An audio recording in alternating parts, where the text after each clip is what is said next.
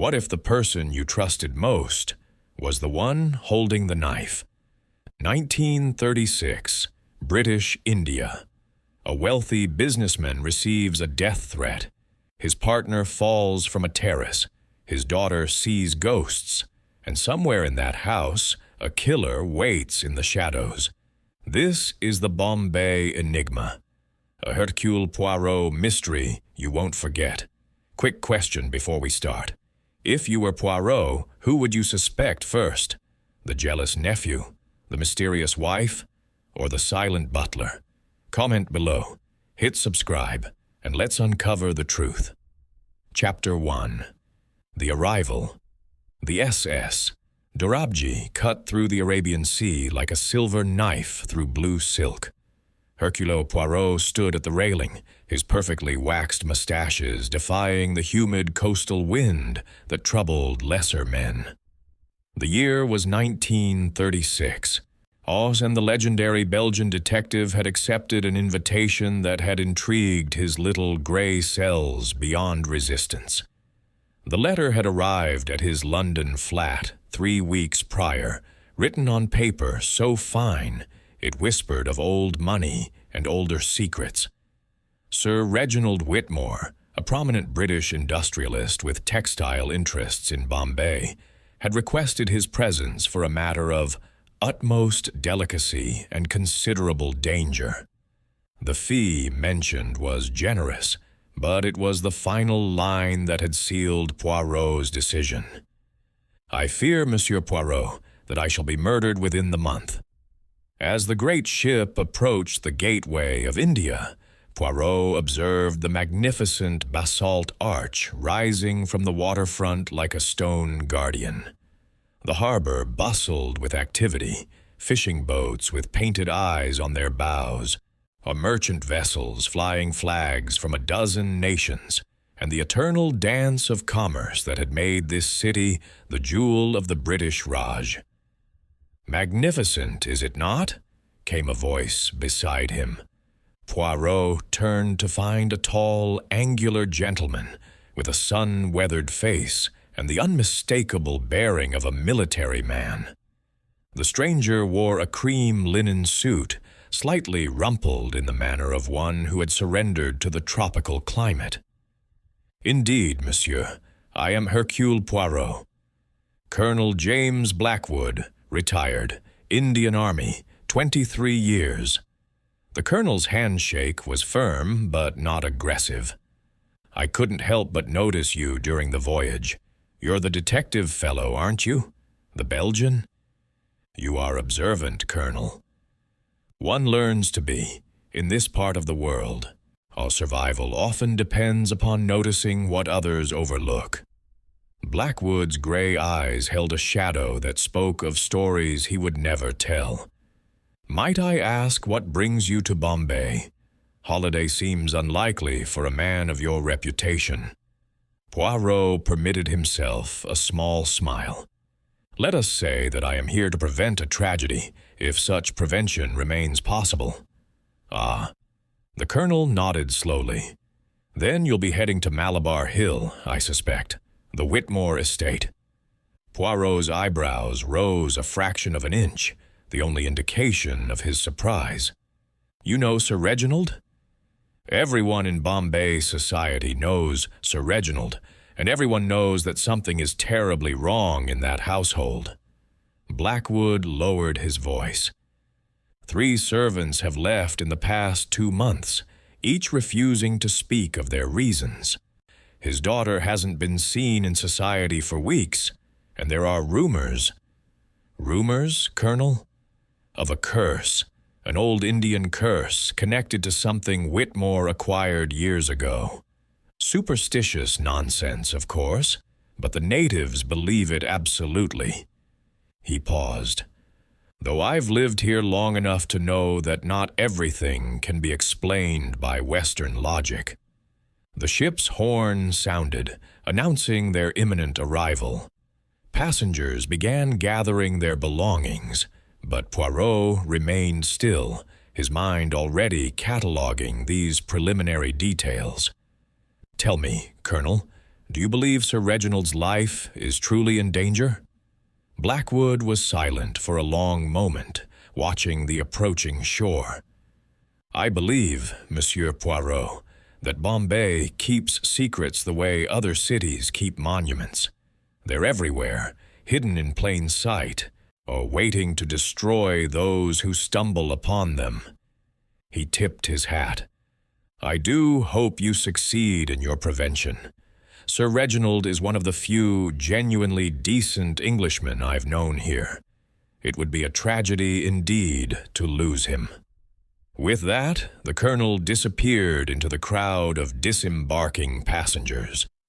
Poirot collected his leather valise and his walking stick, adjusting his hat against the fierce Indian sun.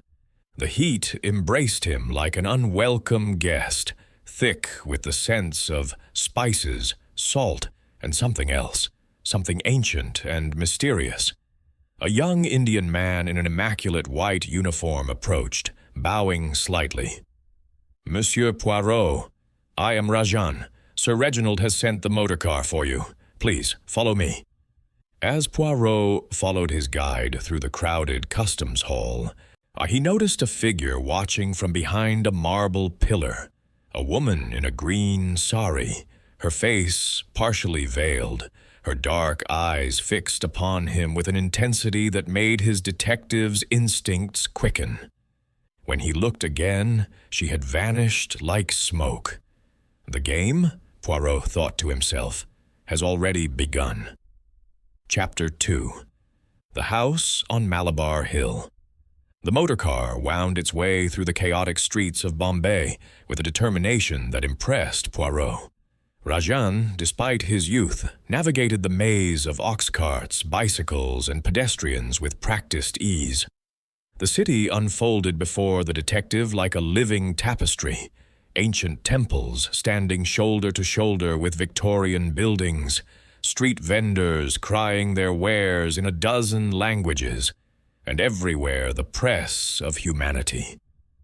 "You have served Sir Reginald long, Rajan?" Poirot inquired, not observing the young man's rigid posture.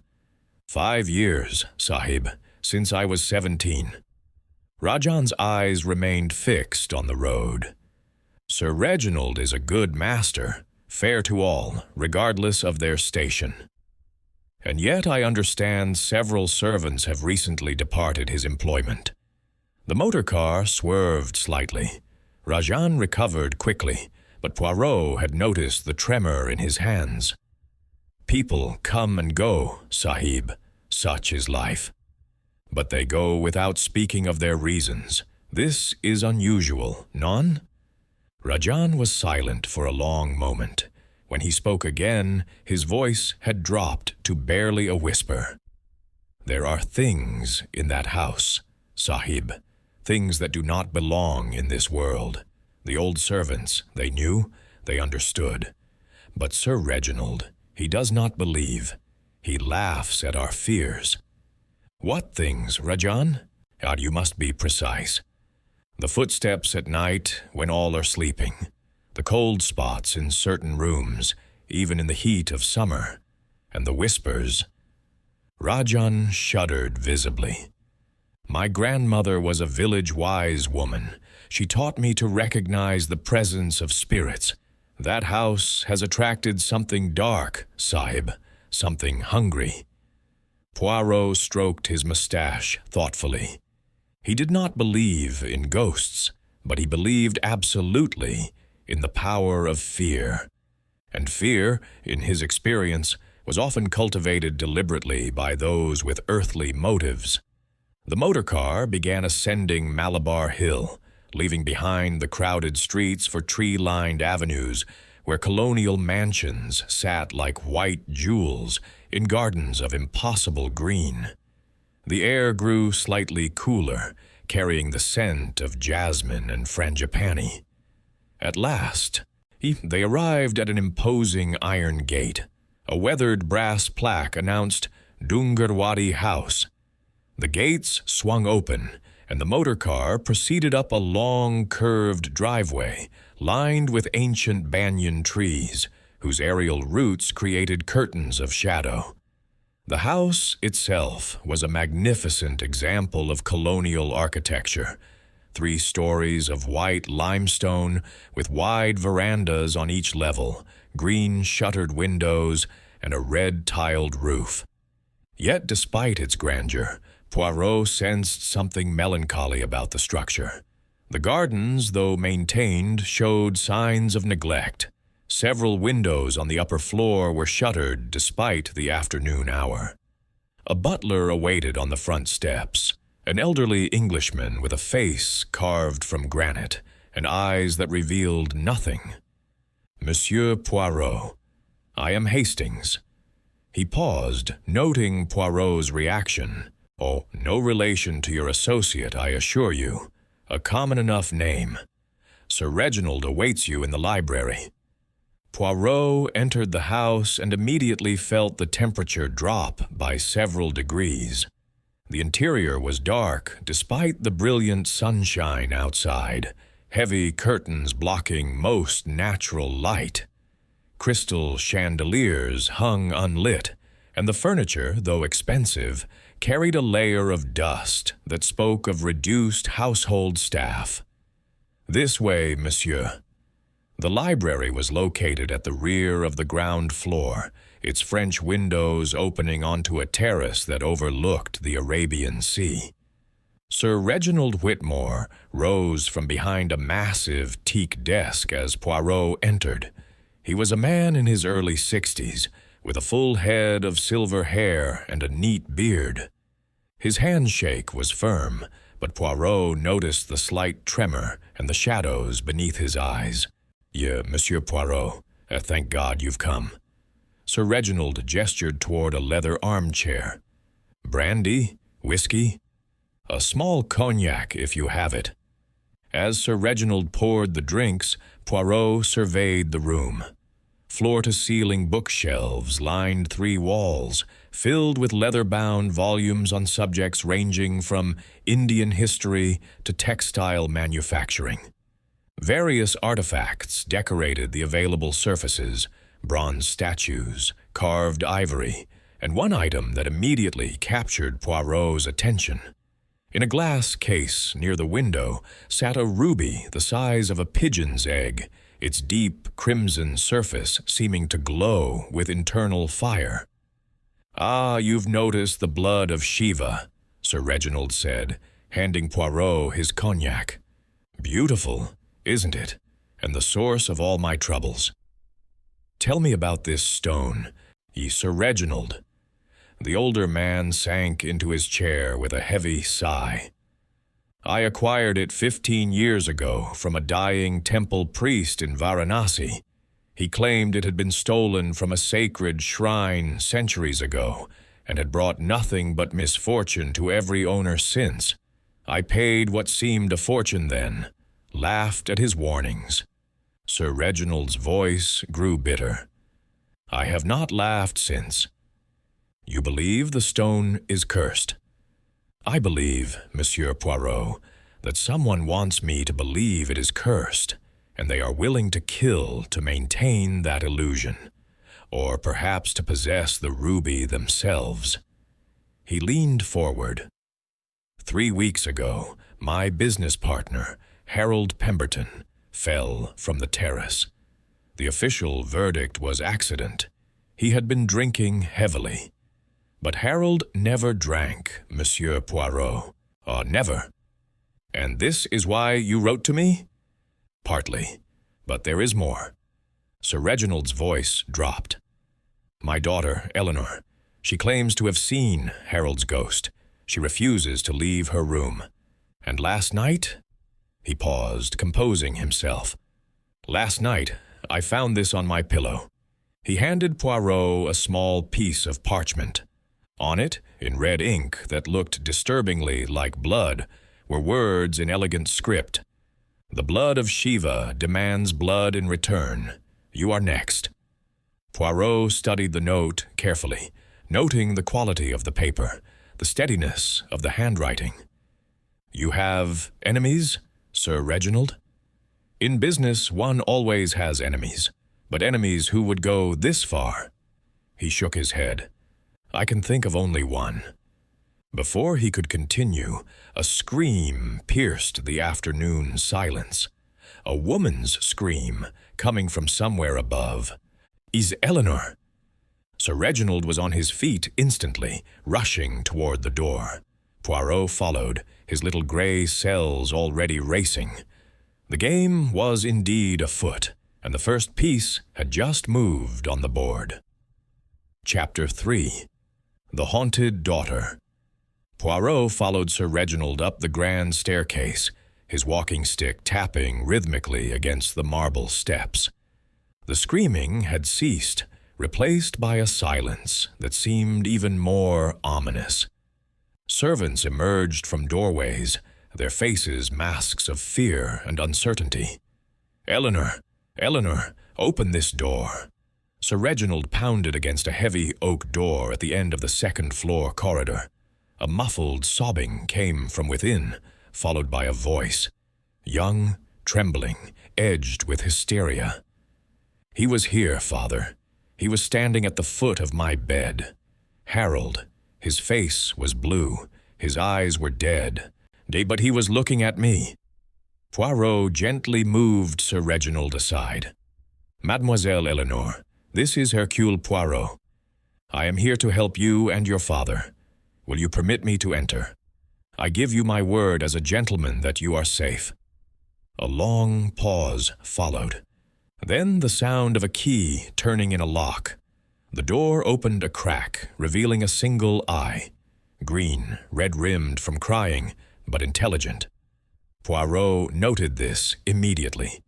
Whatever had frightened this young woman, she was no fool. "You are the detective? The famous one from London?" "I am he, mademoiselle. May I enter?" Eleanor Whitmore opened the door fully and stepped back. She was perhaps 25, with auburn hair that fell in disheveled waves around a pale, oval face.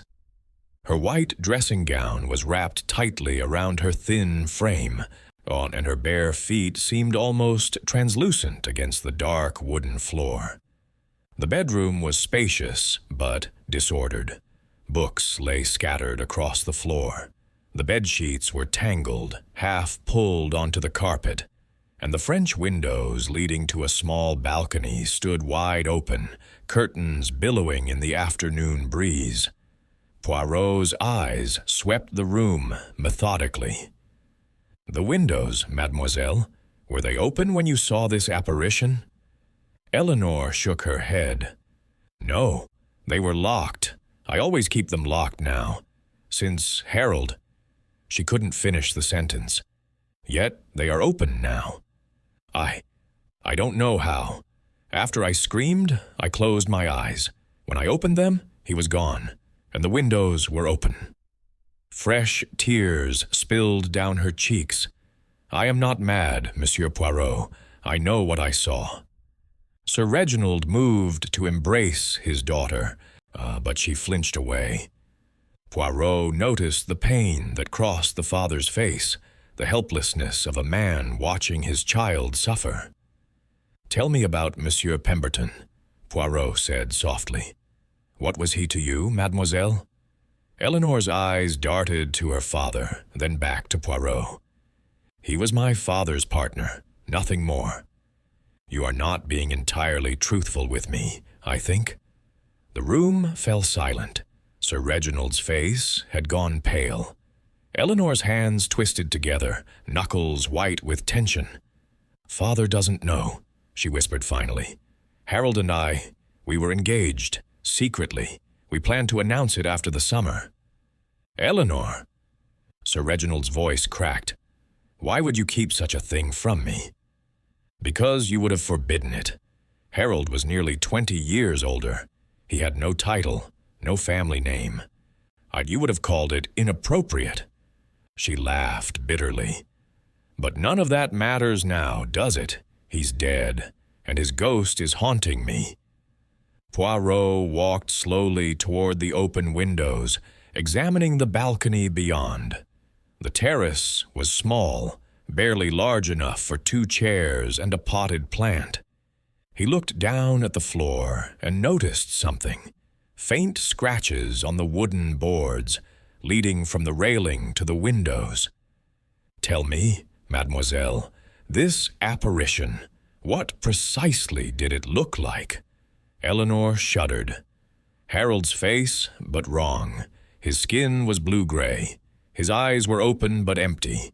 He was wearing the same suit he wore the night he died, the gray one with the burgundy tie. He didn't speak, just pointed at me, at my heart. "And he was solid? You could not see through him?" She hesitated. "Now that you mention it, no, he seemed as solid as you or I." Poirot permitted himself a small smile. "Ghosts, in my experience, are rarely so substantial. They do not leave scratches on wooden floors. They do not require balconies for their entrances and exits." "What are you suggesting?" Sir Reginald demanded. "I am suggesting, monsieur, that your daughter was visited not by a spirit, but by a man dressed to resemble the late Monsieur Pemberton, someone who wished to frighten her, perhaps to the point of madness." Poirot turned to Eleanor. "This is not the first visitation, is it, mademoiselle?" Eleanor sank onto her bed, her composure crumbling. "The third. The first time was a week after Harold's death. I thought I was dreaming. The second time, he left something on my pillow." "What did he leave?" She reached beneath her pillow and withdrew a small object. Poirot took it carefully. A man's cufflink, gold, engraved with the initials H.P., Harold's, Eleanor confirmed.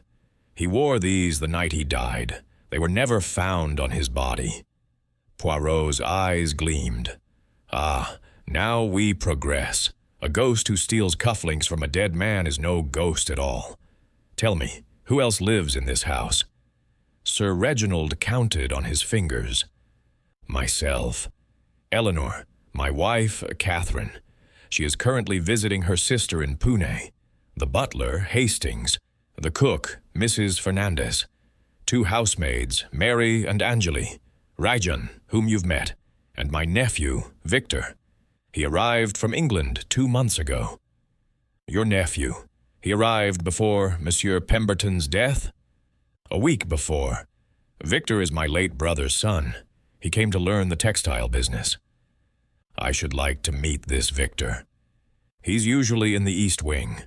Keeps to himself, mostly. Strange boy. Always reading, never socializing." Poirot nodded thoughtfully. He walked back to the balcony and peered over the railing.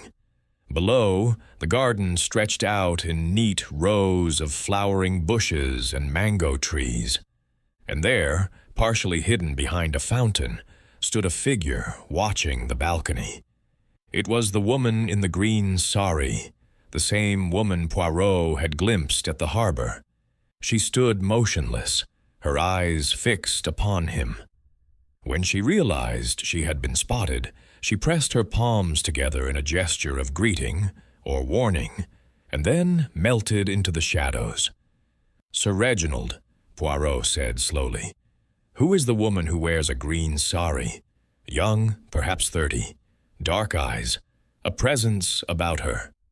Sir Reginald joined him at the balcony, but the figure had vanished. "I don't know anyone matching that description. Why do you ask?" "Because she has been following me since I arrived in Bombay, and I do not believe in coincidences." Eleanor spoke from behind them, her voice barely audible. "The servants speak of a woman. They say she appears before death comes to this house. They call her the Watcher." Poirot stroked his mustache. A fake ghost, a mysterious woman, a stolen ruby, and a dead man whose cufflinks walked by themselves. The puzzle was becoming more intricate by the moment. "I shall require a complete list of everyone who visited this house in the month before Monsieur Pemberton's death," he announced. "Also, I wish to see the terrace from which he fell, and tonight I shall keep watch in Mademoiselle's room." "You expect the ghost to return?" Sir Reginald asked. "I expect, monsieur, that someone in this house is a very clever actor, and I intend to be present for their next performance." Chapter 4. The Terrace of Death. The sun was beginning its descent toward the Arabian Sea, painting the sky in shades of amber and crimson, when Poirot stood upon the terrace from which Harold Pemberton had fallen to his death. The view was magnificent, the endless expanse of water stretching toward infinity, the distant silhouettes of fishing boats returning home, the cry of seabirds circling overhead. But Poirot was not admiring the scenery. His sharp eyes examined every inch of the stone balustrade, the marble floor, the arrangement of wrought-iron furniture. "The body was found directly below this point?" he asked, indicating a spot near the center of the railing. Sir Reginald nodded gravely. "Yes. The gardener discovered him at dawn. The police concluded he had been drinking and lost his balance. Yet you told me Monsieur Pemberton did not drink." "Harold was a devout Methodist. I never saw him touch a drop of alcohol in the 15 years I knew him. Yet the police found an empty whiskey bottle beside his body, and the autopsy revealed significant alcohol in his blood." Poirot knelt beside the balustrade, running his fingers along the stone. "Someone forced him to drink, perhaps, or the alcohol was administered without his knowledge." He paused, discovering something. "Ah, what have we here?" A small fragment of fabric clung to a rough edge of the stone, dark blue, expensive weave, barely visible to the untrained eye. Poirot extracted a small envelope from his pocket and carefully preserved the evidence. Was Monsieur Pemberton wearing blue that evening? No. Gray suit, as Eleanor mentioned. Harold always wore gray. Then someone else was on this terrace that night, someone wearing dark blue.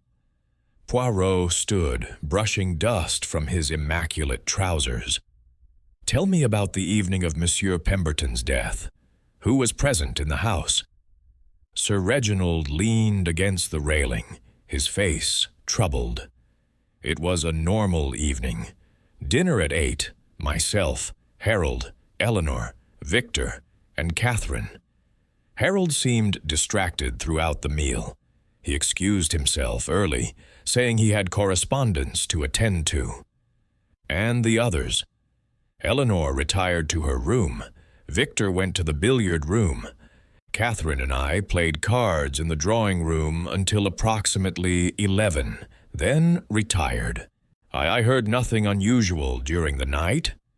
The servants, all in their quarters by 10.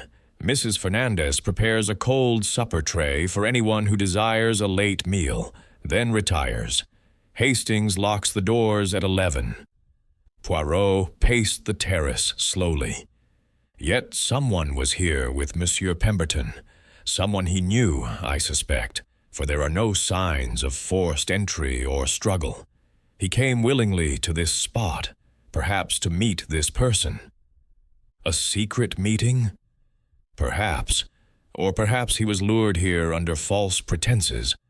Poirot stopped suddenly, noticing something on the floor near the French windows leading inside. He bent down and retrieved a small object, a button, mother of pearl, distinctive in its design. "This is not a man's button," he observed. "It comes from a woman's garment." Sir Reginald's face paled. Surely you're not suggesting." "I suggest nothing yet. I merely observe and collect." Poirot placed the button in another envelope. "Now, I should like to meet your nephew, Victor." They found Victor Whitmore in the East Wing, as Sir Reginald had predicted. The room he occupied had been converted into a study, its walls covered with maps of India and architectural drawings. The young man himself sat at a large drafting table, sketching something with intense concentration. He looked up as they entered, a thin, angular face with sharp cheekbones and restless gray eyes. His dark hair was unfashionably long, falling across his forehead. He wore a blue smoking jacket, and Poirot noted the color with interest. "Uncle Reginald, and you must be the famous detective." Victor's accent was pure Oxford, his manner bordering on insolent. "Why, you could come to catch our ghost, have you?" "You do not believe in ghosts, Monsieur Victor."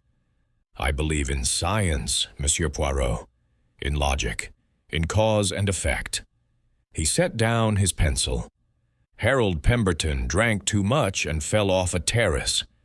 Eleanor, grief-stricken and imaginative, sees visions, simple explanations for simple minds to complicate."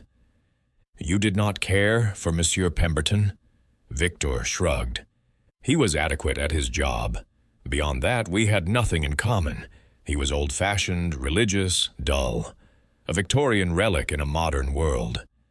"And your cousin Eleanor? What are your feelings toward her?" Something flickered in Victor's eyes, quickly suppressed, but not quickly enough for Poirot's keen observation. "Eleanor is family. I wish her well." "Nothing more?" "What are you implying?" Poirot smiled pleasantly. "I imply nothing. I ask questions. It is my profession." He glanced around the room, noting the various drawings. "You are an architect, Monsieur Victor?" "Aspiring. I came to India to study colonial architecture, as well as to learn my uncle's business. The buildings here are fascinating, a blend of Eastern and Western influences." "And the textile business? It interests you?" "It bores me to tears, frankly, but one must earn a living." Victor picked up his pencil again, clearly eager to end the conversation. "Is there anything else, Monsieur Poirot?" "One small thing. Where were you on the night Monsieur Pemberton died, between the hours of 11 and dawn?" "In my room, sleeping, alone, unfortunately, so I have no witness." "You heard nothing unusual?" "I sleep deeply, Monsieur Poirot. A trait inherited from my father, or according to my mother." Victor's smile was cold. "Now, if you'll excuse me, I have work to complete." Poirot and Sir Reginald withdrew. In the corridor, the older man spoke in a low voice. "Victor is difficult, I admit, but surely you don't suspect him of murder." "I suspect everyone and no one, monsieur. It is the only way to find the truth." Poirot paused. "Tell me, does your nephew own a blue smoking jacket?" "He's wearing one now." "I observed. And was he wearing it on the night of Monsieur Pemberton's death?" Sir Reginald's brow furrowed. I don't remember." "Why?" "Because someone wearing dark blue fabric was on that terrace, and your nephew has just told me he was alone in his room all night." Poirot stroked his mustache. "One of these statements cannot be true." As they walked back toward the main wing, a servant approached, one of the housemaids, a young Indian woman with frightened eyes. "Sahib, there is someone at the servants' entrance, a woman. She asks to speak with the foreign detective. She says it is a matter of life and death."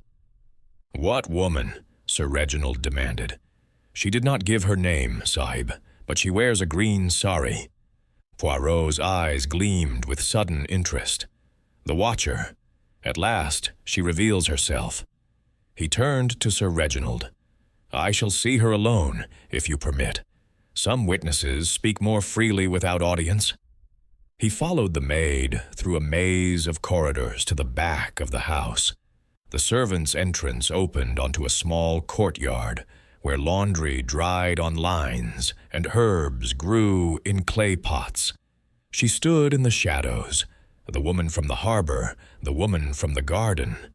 Her green sari was silk, high expensive despite its simplicity. Her face, now unveiled, was striking. High cheekbones, full lips, and eyes that held depths of sorrow and determination. "Monsieur Poirot," she said, her English accented but precise. "I am Lakshmi Devi, and I have come to tell you who killed Harold Pemberton." Chapter 5. The woman in green Poirot studied the woman before him with intense interest. Lakshmi Devi carried herself with the bearing of royalty, shoulders straight, chin lifted, eyes meeting his without fear or deference. Yet beneath her composure, he detected something else. Desperation, perhaps, or grief long carried. "You make a bold claim, madam. Please, continue."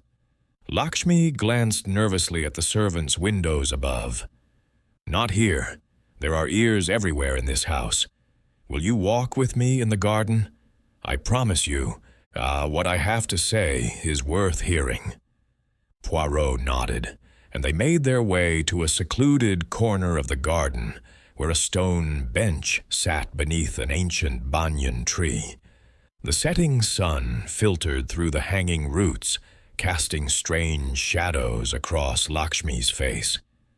"You have been following me since the harbor," Poirot observed. "You watched me from the garden when Mademoiselle Eleanor screamed. Who are you, truly?" Lakshmi folded her hands in her lap. "I told you my name. What I did not tell you is that I was Harold Pemberton's mistress for 7 years. Poirot's eyebrows rose slightly. The devout Methodist had a mistress. "Even saints have secrets, Monsieur Poirot. Harold and I met when he was negotiating a contract with my father's silk trading company. My father was a wealthy merchant in Madras, well respected despite being Indian. Harold came to our home for dinner, and—" She paused, her eyes growing distant. "Some connections cannot be explained. They simply exist." "You loved him?" "With all my heart, and he loved me. But marriage between us was impossible. His religion, his position, his partnership with Sir Reginald, all would have been destroyed by such a union. So we loved in secret. He visited me whenever business brought him to Madras, and when I moved to Bombay 3 years ago, our meetings became more frequent." "Did anyone know of this arrangement?" Lakshmi hesitated. "Harold believed our secret was safe, but I was not so certain. In the months before his death, I noticed we were being watched. A man followed us when we walked on Chowpatty Beach. Letters arrived at my residence, anonymous, threatening." "Threatening what?" "Exposure. Ruin. And the letters demanded money, large sums, or the writer would reveal our affair to Sir Reginald and to the newspapers." Lakshmi's voice trembled. "Harold paid, twice, but the demands kept increasing." Poirot leaned forward. "This is blackmail you describe. Did you see the man who followed you? Could you identify him?" "Only once, briefly. He was young, European, with dark hair and a thin face. He walked with a slight limp in his left leg." The description sparked something in Poirot's memory. Victor Whitmore, with his angular features and restless manner, but he had noticed no limp. "Continue, madame.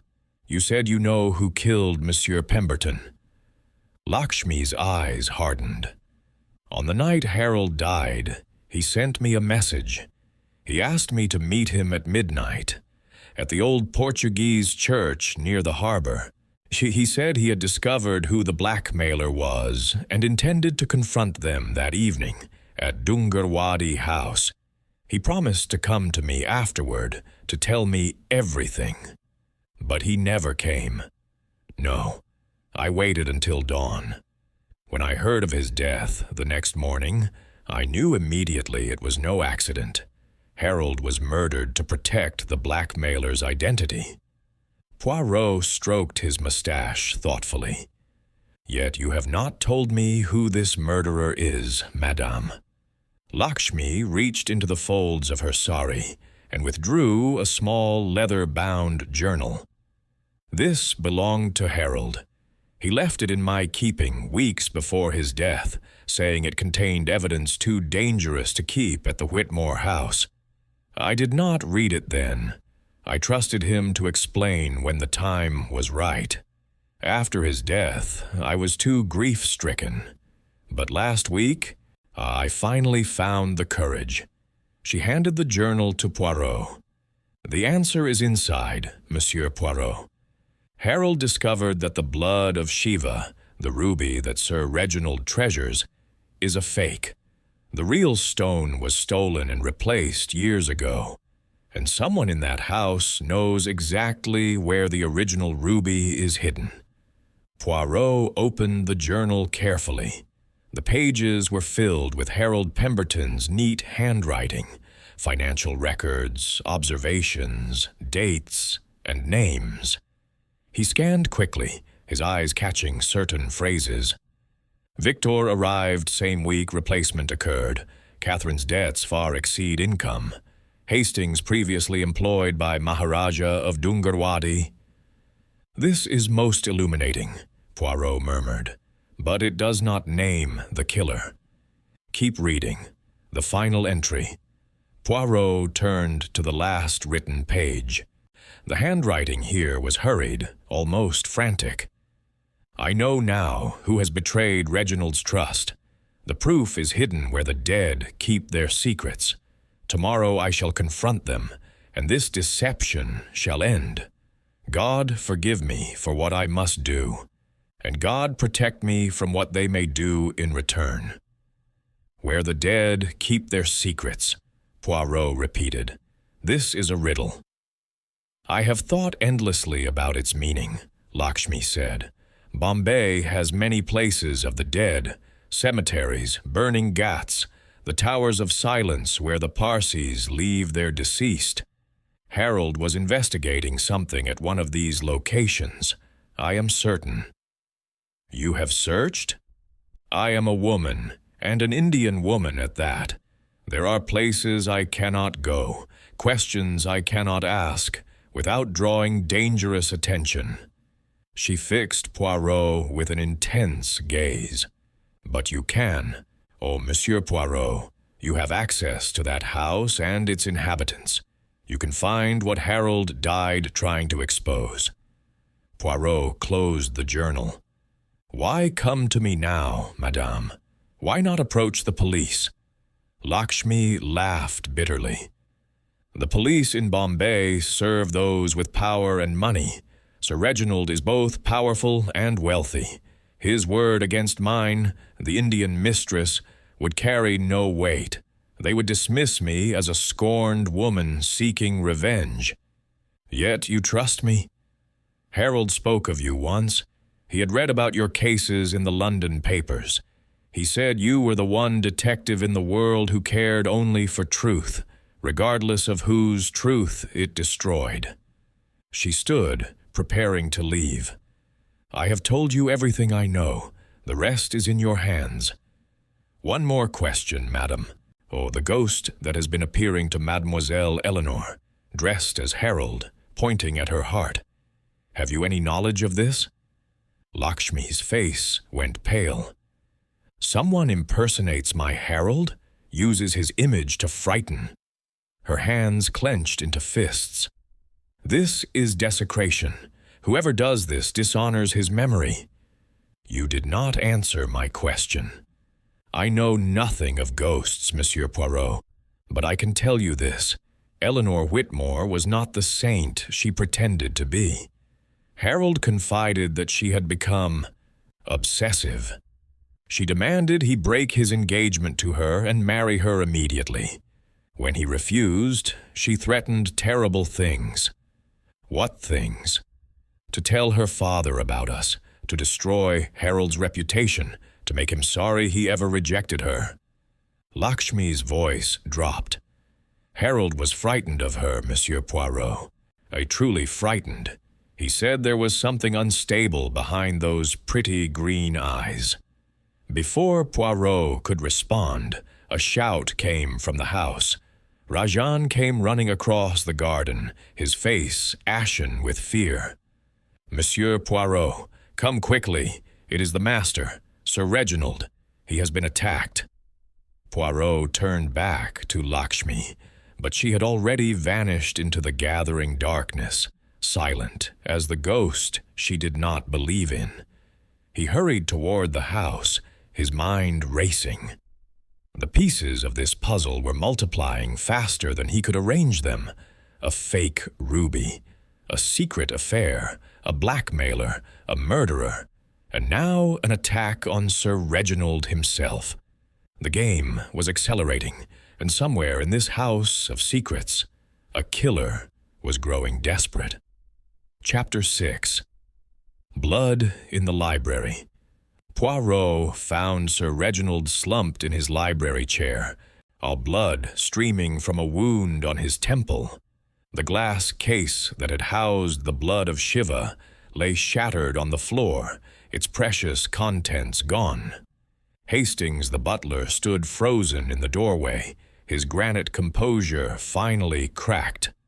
Eleanor knelt beside her father, pressing a handkerchief against his wound, her white dressing gown now stained crimson.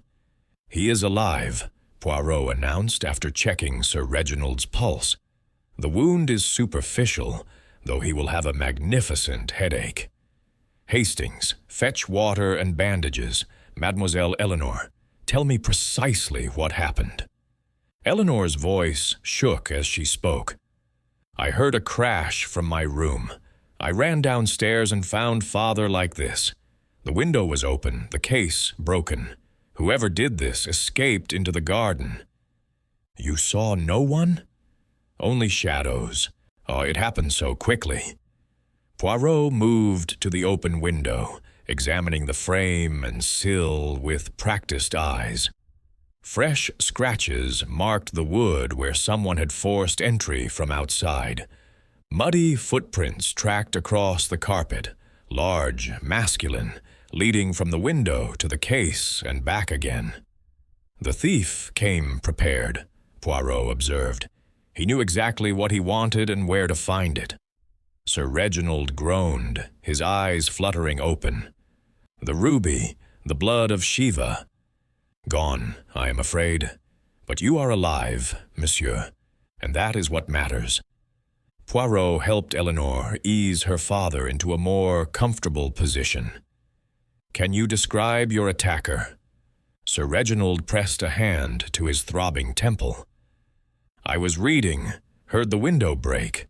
Before I could rise, something struck me from behind.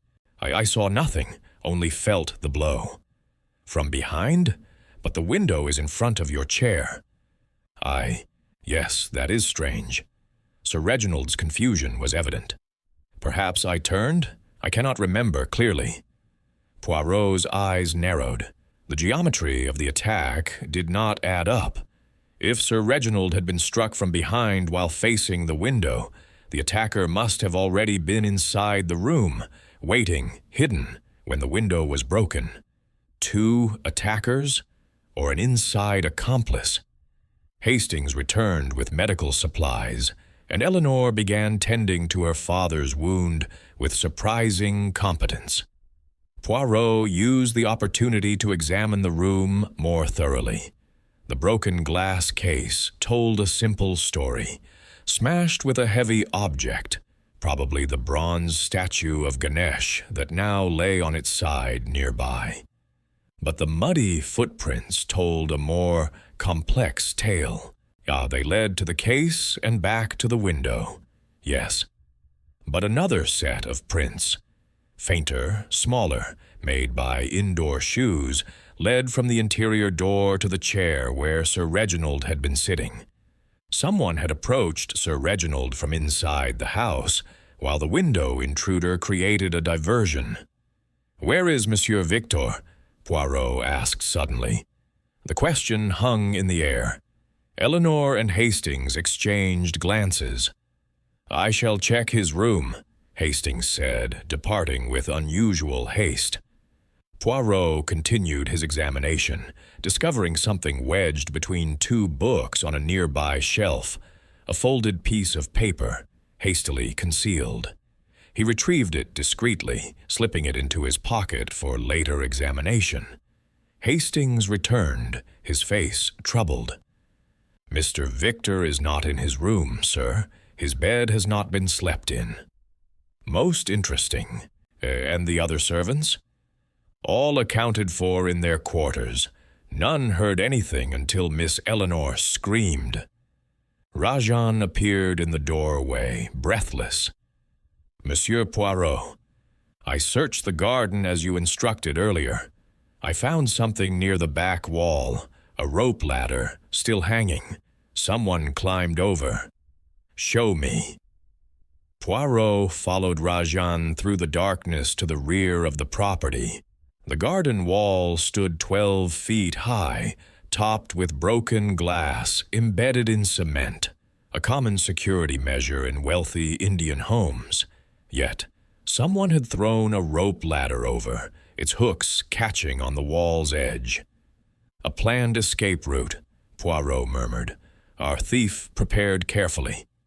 He examined the base of the wall and found more muddy footprints, along with something else, a monogrammed handkerchief, silk, bearing the initials V.W., or Victor Whitmore. The evidence was almost too convenient, Poirot reflected.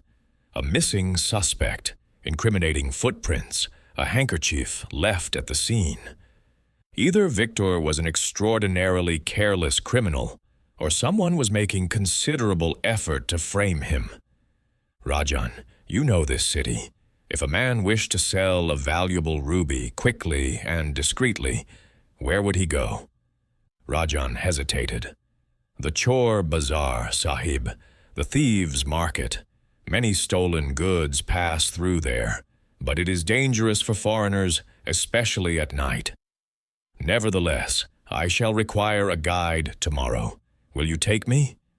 "If you wish, Sahib, but I warn you, those who ask too many questions in Chor Bazaar often disappear."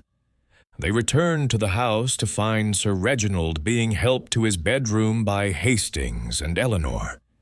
The old man looked frail suddenly, the attack having aged him visibly. At the foot of the stairs, he grasped Poirot's arm. "Find it," he rasped. "Find the ruby, and find whoever did this. I am doubling your fee, tripling it, whatever you require." "Keep your money, Sir Reginald. I am now invested in this matter for reasons beyond financial compensation.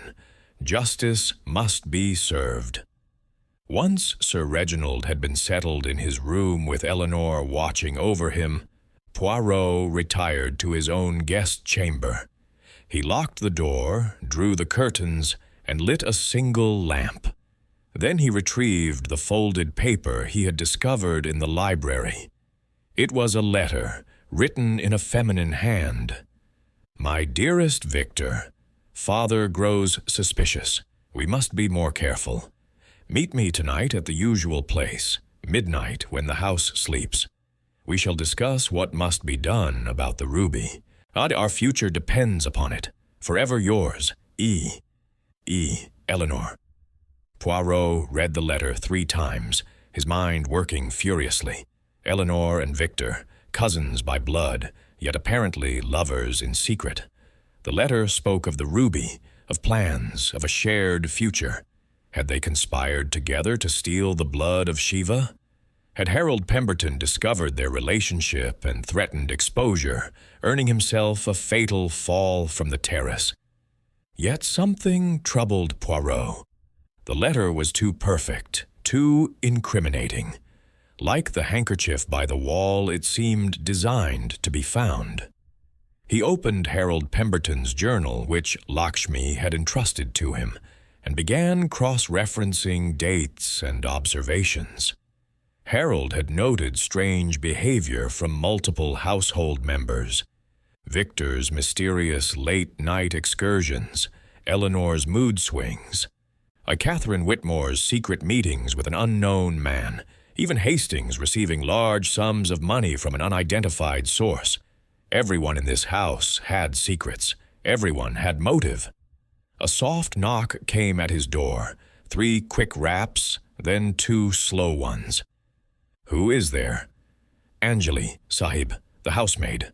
Please, I must speak with you. It is about the night Mr. Pemberton died. I saw something I have told no one." Poirot unlocked the door to find a young woman trembling in the corridor. Her eyes darted nervously, and she clutched her sari with white-knuckled hands. "Come in quickly, mademoiselle. Tell me what you saw." Anjali stepped inside, her voice barely a whisper. "That night, Sahib, I could not sleep. I went to the kitchen for water. From the window I saw Mr. Pemberton on the terrace. He was not alone. Who was with him?" "2 people, Sahib. They were arguing. Then one of them pushed him.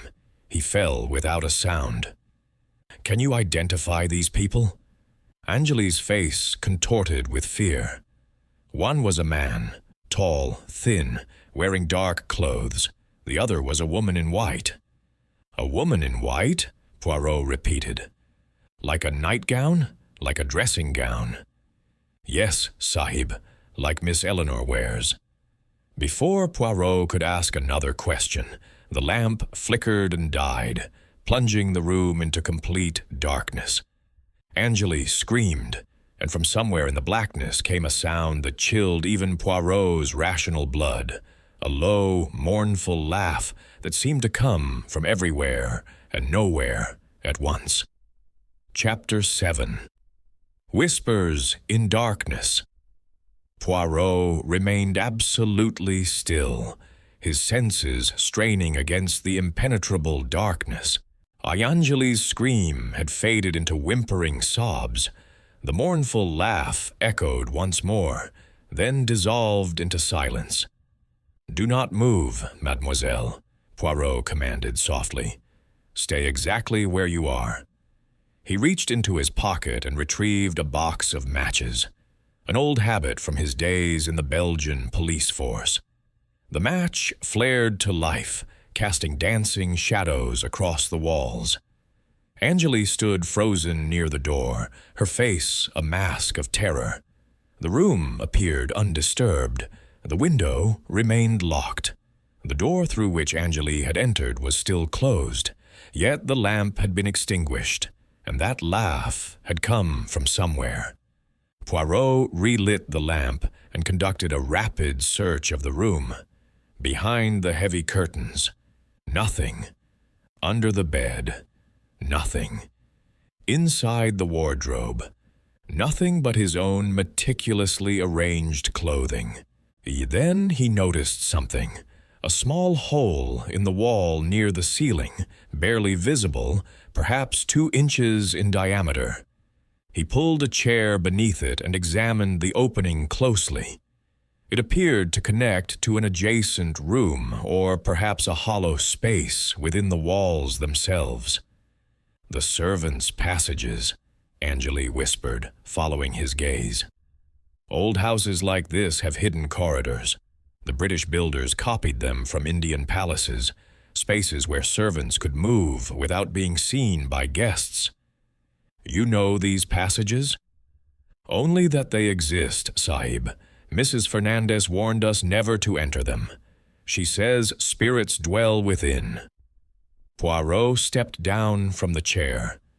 "Spirits do not laugh, mademoiselle, nor do they extinguish lamps. Someone in this house knows these hidden ways and uses them to create fear." He turned to face her. "Now," he quickly, before we are interrupted again, "you said you saw 2 people on the terrace with Monsieur Pemberton, a man in dark clothes and a woman in white. Did you see their faces?" Anjali shook her head miserably. "It was dark, Sahib. The moon was behind clouds. I saw only shapes, silhouettes. But I heard voices. What did they say? The woman was crying. She said, "You promised me. You swore it would be us." The man said something I could not hear. Then Mr. Pemberton spoke. He sounded angry, frightened. He said, "I will tell Reginald everything. This ends tonight." And then he was pushed. Yes, Sahib, the man pushed him. The woman screamed, but the man covered her mouth. They stood there for a moment, looking down. Then they disappeared back into the house. Poirot paced the room, his gray cells working furiously. Gee, this woman who cried, who spoke of promises, you are certain it was not Mademoiselle Eleanor? I cannot be certain, Sahib, but the voice, it seemed older somehow, more refined. Catherine Whitmore, the mistress of the house. I do not know, Sahib. I am only telling you what I heard. A sudden thought struck Poirot. Angeli, you have kept this secret for weeks. Why come to me now? Why tonight? The young woman's eyes filled with fresh tears. Because they know, Sahib. Someone knows that I saw. 3 days ago, I found a dead crow on my pillow. A warning in our culture. Yesterday, someone pushed me on the stairs. I nearly broke my neck. She clutched Poirot's sleeve. I am next, Sahib. I feel it. Unless the truth comes out, I will not survive the week. You must leave this house immediately. And go where? I have no family in Bombay. No money. This position is all I have. Poirot made a swift decision. Tomorrow, I shall arrange safe lodging for you. Tonight, you will sleep with the door locked and a chair wedged beneath the handle. Trust no one, not the other servants, not the family, no one. Not even you, Sahib? Poirot permitted himself a grim smile. I am Belgian, mademoiselle. We are notoriously trustworthy. Now go, quickly, before someone notices your absence. Angeli slipped out, leaving Poirot alone with his thoughts. He sat heavily in the armchair, staring at the hole in the wall. The mystery was deepening, its tentacles spreading through the household like poison through blood. 2 attackers on the terrace, a man and a woman working together. Eleanor and Victor, Catherine and an unknown lover, or some other combination he had not yet considered. He retrieved the letter he had found in the library, reading it once more by lamplight. The handwriting was feminine, educated, consistent. But was it Eleanor's? He had nothing to compare it against. Then he remembered. Eleanor had been writing letters in her room when the servants departed. Her father had mentioned correspondence. Somewhere in this house, samples of Eleanor's handwriting existed. If they matched the letter, her guilt was probable. If they did not, someone was fabricating evidence, weaving a web of false clues designed to mislead and misdirect. It was clever work, the work of a mind that understood criminal investigation. A knock at the door interrupted his musings. Hastings' voice, formal as ever. Monsieur Poirot, Mrs. Whitmore has returned unexpectedly from Pune. She requests your presence in the drawing room. Catherine Whitmore, the wife who had been conveniently absent since Poirot's arrival. The woman in white, perhaps? Poirot straightened his waistcoat, smoothed his mustaches, and opened the door. Lead the way, Hastings. I am most eager to meet the lady of the house. The drawing room was a testament to colonial grandeur.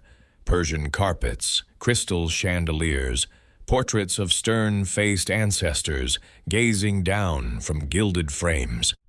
Catherine Whitmore sat in a wing-back chair near the fireplace, though no fire burned on this warm Bombay night. She was not what Poirot had expected. Where he had imagined a faded English rose wilting in tropical exile, he found instead a woman of striking presence. Perhaps 50, with silver-streaked auburn hair swept elegantly upward, sharp blue eyes, and the bone structure of aristocracy. Her traveling dress was dusty but expensive, and diamonds glittered at her throat. Monsieur Poirot. Her voice was cool, controlled. My husband's telegram reached me in Pune, an attack in his own library, the ruby stolen, and a famous detective in residence. Quite the homecoming. Madame Whitmore, your husband's condition is stable, I am pleased to report. Yes, Eleanor has informed me. Poor Reginald. He has aged terribly these past weeks. She gestured toward a facing chair. Please, sit. We have much to discuss. Poirot sat, studying her carefully. She bore no obvious signs of distress, no tears, no trembling hands.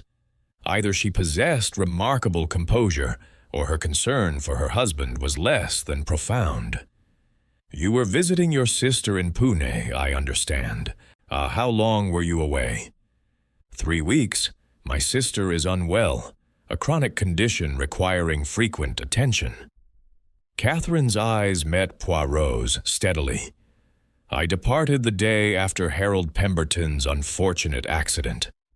The morning after, specifically? Is there significance in the timing? Perhaps. You were present at dinner the evening of Monsieur Pemberton's death, yes? Did you observe anything unusual in his behavior? Catherine was silent for a long moment. When she spoke, her voice had softened slightly. Harold was troubled that evening, distracted. He kept glancing at Eleanor as though he wanted to say something but could not find the words. I assumed it was business concerns. Reginald had mentioned difficulties with a supplier. Nothing more personal? Such as?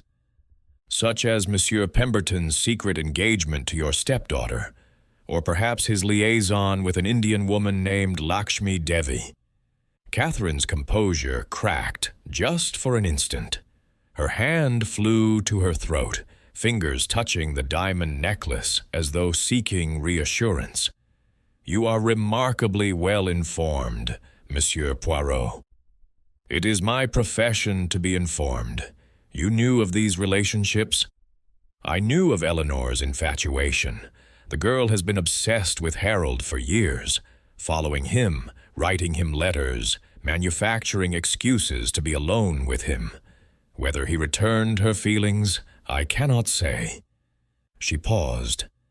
As for the Indian woman, I knew nothing until this moment. Yet you do not seem surprised. Harold was a man of hidden depths, still waters, as they say. Catherine rose and walked to the window, gazing out at the darkened garden. May I speak frankly, Monsieur Poirot? I encourage it. Harold Pemberton was not murdered for love. He was murdered for money. She turned to face him. The blood of Shiva is worth a fortune, but only if one possesses the genuine article. The stone in that case was a fake. Monsieur Poirot, I discovered this months ago, quite by accident, and I believe Harold discovered it too. You are the second person tonight to tell me the ruby is counterfeit. Then you understand the implications. Someone in this house stole the real stone and replaced it with paste. Harold found evidence of this theft. And Harold is now dead. Why did you not inform your husband? Catherine laughed bitterly. Reginald worships that ruby. It represents everything he values: success, conquest, the superiority of British enterprise over Indian tradition. To tell him his treasure is worthless glass would destroy him. I hope to recover the original stone quietly, without scandal. You have suspects. One? Catherine's eyes hardened to blue ice. Victor, my husband's nephew arrived 2 months before the switch occurred. He has gambling debts in London, substantial ones, and he has been meeting secretly with a dealer in the Chor Bazaar, a man known for handling stolen gems. You have proof of these meetings? I have a private investigator's reports. She retrieved a folder from her traveling case and handed it to Poirot. Photographs, dates, locations, everything you need. Poirot accepted the folder, adding it to his growing collection of evidence. Everyone in this house seemed eager to point fingers at someone else. Victor blamed circumstance. Eleanor blamed ghosts. Lakshmi blamed the household. And now Catherine blamed Victor. Truth, he reflected, was hiding somewhere beneath this avalanche of accusations. One final question, madame. On the night of Monsieur Pemberton's death, what were you wearing? Catherine's brow furrowed. An odd question. I was wearing my evening dress. Green silk, as I recall. Why? Not white? Not a dressing gown? Certainly not. I retired fully dressed that evening, intending to finish some correspondence. I fell asleep at my writing desk. She paused. Why do you ask about white? Because a witness saw a woman in white on the terrace with Monsieur Pemberton moments before his death. Catherine's face went pale. A woman in white, she repeated slowly. Eleanor. It must have been Eleanor. Or someone, Poirot thought, who wanted the world to believe it was Eleanor. Chapter 8. The Thieves' Market. The morning sun rose over Bombay like a blazing copper coin, flooding the city with merciless heat. Poirot had slept poorly, his dreams haunted by laughing shadows and women in white who dissolved into mist when he reached for them. By 6 o'clock, he was dressed immaculately, his gray suit freshly pressed, his mustaches waxed to perfection despite the humidity that threatened their symmetry. Rajan waited by the motor car, his young face etched with concern. Are you certain about this, Sahib? The Chor Bazaar is no place for gentlemen. Hercule Poirot has visited many places unsuitable for gentlemen. The sewers of Brussels, the opium dens of Marseille, the back alleys of Cairo. A mere thieves' market holds no terror for me. Poirot climbed into the vehicle. Drive, mon ami. We have a ruby to find. The journey took them through the awakening city, past temples where priests chanted morning prayers, past street vendors setting up their stalls, past the endless human tide that was Bombay's lifeblood. Gradually, the colonial grandeur of Malabar Hill gave way to narrower streets, older buildings, a different energy entirely. The Chor Bazaar. Sprawled through a labyrinth of alleyways in the Mutton Street area, a place where the line between legitimate trade and criminal enterprise blurred into meaninglessness, and antique furniture spilled onto pavements. Brass lamps hung from doorways like frozen tears. Gramophones played scratchy music from forgotten eras, and everywhere the watchful eyes of men who dealt in secrets. Leave the motor car here, Rajan instructed. We walk the rest of the way. Stay close to me, Sahib, and do not show money until you must. They plunged into the market's depths. Poirot walked with his silver-topped cane firmly in hand, his bearing confident despite the hostile stares that followed his foreign figure. He had dressed deliberately, expensive enough to suggest wealth, old-fashioned enough to suggest eccentricity. The persona of a European collector, perhaps, seeking exotic acquisitions. We seek a man called Farouk, Rajan murmured. He deals in gemstones, legitimate and otherwise. Oh, if the blood of Shiva has entered the underground market, Farouk will know. They found him in a cramped shop, barely wider than Poirot's arm span. Farouk was ancient, his face a map of wrinkles, his eyes milky with cataracts, yet somehow sharp with intelligence. He sat cross-legged on a cushion, sorting pearls with fingers that moved like spider legs. "Rajan, son of Suresh," the old man said without looking up. "You bring a foreigner to my door. This is unusual." "This foreigner seeks information, uncle. He pays well for truth." Farouk's clouded eyes finally rose to examine Poirot. Whatever he saw seemed to satisfy him. "Sit. Tea will be brought. We shall speak as civilized men." The tea arrived, strong, sweet, flavored with cardamom. Poirot sipped politely, respecting the ritual. In such places, a rushing was not merely rude, it was dangerous. "I seek a ruby," Poirot began finally. "A large stone, pigeon's egg size, deep crimson. It is called the blood of Shiva." Farouk's expression remained unchanged, but his pearl-sorting fingers paused momentarily. "I know this stone. Every dealer in Bombay knows it, the cursed gem of the Whitmore house. It was stolen last night. I wish to know if it has been offered for sale." "Stolen," Farouk repeated, "or liberated, depending on one's perspective. The stone was never Whitmore's to possess. It belonged to the temple of Shiva in Varanasi, stolen by British soldiers during the uprising of 1857. The curse that follows it is the curse of sacrilege. You speak of curses. I seek facts." The old man smiled, revealing teeth stained red with betel nut. "Facts, then. No, the blood of Shiva has not been offered in the Chor Bazaar. Not last night, not ever. I would have heard." Poirot leaned forward. "But perhaps another stone has been offered, a stone of identical appearance, excellent craftsmanship, yet ultimately worthless?" Farouk's smile widened. "Ah, you know about the duplicate." "I know that the stone in Sir Reginald's possession may not have been genuine. I suspect the real blood of Shiva was stolen and replaced with a fake some months ago.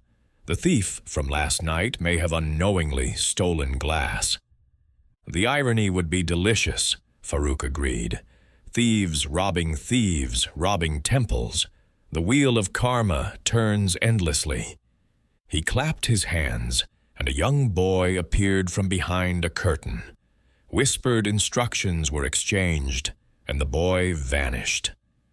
"Wait," Farouk commanded. "Gee, I shall make inquiries." They waited. The tea was refilled. The sounds of the bazaar drifted through the thin walls, haggling voices, creaking carts, the distant bark of dogs. Poirot used the time to organize his thoughts. If Catherine's information was correct, Victor had been meeting with a dealer in the Chor Bazaar, perhaps even this very man. Yet Farouk seemed genuinely unaware of the original ruby's location. Either Victor had used a different dealer, or Catherine's private investigator had been mistaken, or deliberately misleading. The boy returned, whispering urgently in Farouk's ear. The old man's face grew serious. "Interesting news, foreigner. The duplicate stone, the fake, was indeed created here in Bombay. A master craftsman named Gopal Shetty, who works in the jeweler's quarter of Zaveri Bazaar. He was commissioned 6 months ago to create an exact replica of the blood of Shiva." "By whom?" "This Gopal refuses to say, but my messenger reports that Gopal is frightened. He has received threats. His workshop was vandalized last week. Someone wishes to silence everyone connected to the duplicate stone." "I must speak with this Gopal Shetty." Farouk shook his head. "Impossible. Gopal has vanished. His family claims he has gone to visit relatives in Madras, but my sources suggest he is hiding somewhere in Bombay, terrified for his life. Can you find him?" "Perhaps, for a price." Poirot withdrew his wallet and placed a substantial sum on the carpet between them. Find him. Send word to the Whitmore house when you have a location. Time is of the essence. More deaths may follow if the truth remains hidden." Farouk swept the money into his robes with surprising speed. "I shall do what I can, but I offer a warning, foreigner. The blood of Shiva has brought death to many seekers. Those who pursue it often find more than they bargained for. I appreciate your concern, but Hercule Poirot does not bargain. He uncovers truth." They departed the shop and made their way back through the crowded alleys. Poirot's mind was racing, connecting threads, discarding dead ends, building a framework of possibilities. The fake ruby had been commissioned 6 months ago, before Victor's arrival, before Harold's death. The conspiracy was older than he had imagined. They were nearly at the motor car when Rajan stopped suddenly, his body tensing. "Sahib, we are being followed." Poirot did not turn around. "How many?" "2 men. They have been behind us since we left Farouk's shop. They are trying to look casual, but their eyes never leave us." "Can you identify them?" "One is Indian, rough-looking, a laborer's build. The other is European, young, dark-haired, walks with a slight limp." Poirot's heart quickened. The description matched what Lakshmi had told him, the man who had followed her and Harold Pemberton. The blackmailer. "We shall lead them on a small adventure," Poirot said quietly. "Turn left at the next corner. There is a temple, yes? We shall enter through the front and exit through the back." "You know this area, Sahib?" "I studied a map of the city last night. One must always be prepared." They executed the maneuver smoothly, slipping through the ancient temple while devotees offered prayers to stone deities. The back exit led to a different alley, and from there, Rajan navigated a circuitous route back to the motor car. But their pursuers had anticipated the move. As Poirot reached for the vehicle's door, a hand seized his shoulder and spun him around. The man was young, perhaps 30, with angular features and cold gray eyes. His left leg indeed showed a slight limp, and in his right hand he held a knife that glinted in the morning sun.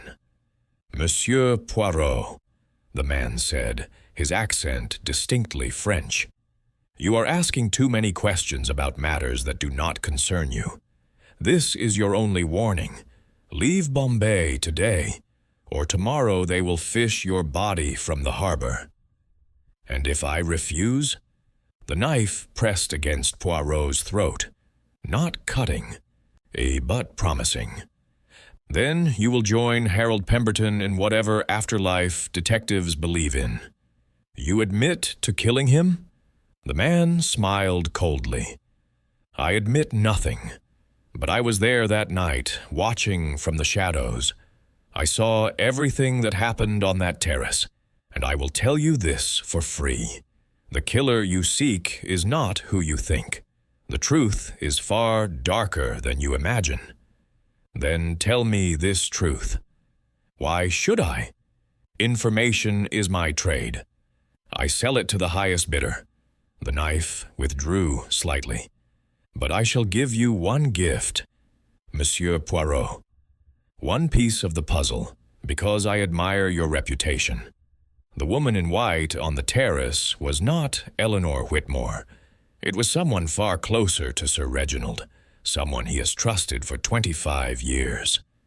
His wife, Catherine?" The man laughed. "Think broader, detective. Think of loyalty. Think of those who serve without question, who watch without being seen, who know every secret of the household." He stepped back, the knife disappearing into his coat. "Goodbye, Monsieur Poirot. Remember my warning. Bombay can be a very unhealthy city for curious foreigners." He vanished into the crowd before Poirot could respond. Rajan rushed forward, his face pale with shock. Sahib, are you injured? Only my pride, Rajan. Poirot straightened his jacket, his mind already dissecting the stranger's words. Not Eleanor, not Catherine. Someone who serves without question, who watches without being seen. Hastings. The butler who shared his friend's name. The granite-faced Englishman who had worked for Sir Reginald for a quarter-century. The pieces were shifting again, forming new patterns. And somewhere in the darkness, the woman in white was waiting to be unmasked. Chapter 9. The Butler's Secret. The motor car wound its way back to Malabar Hill through streets now choked with midday traffic. Poirot sat in contemplative silence, his gray cells working furiously to reassemble the puzzle with this new information. Hastings, the butler, silent, watchful, ever-present, the man who locked doors at 11, the man who had access to every room, every conversation, every secret. Rajan, how long has Hastings served the Whitmore family?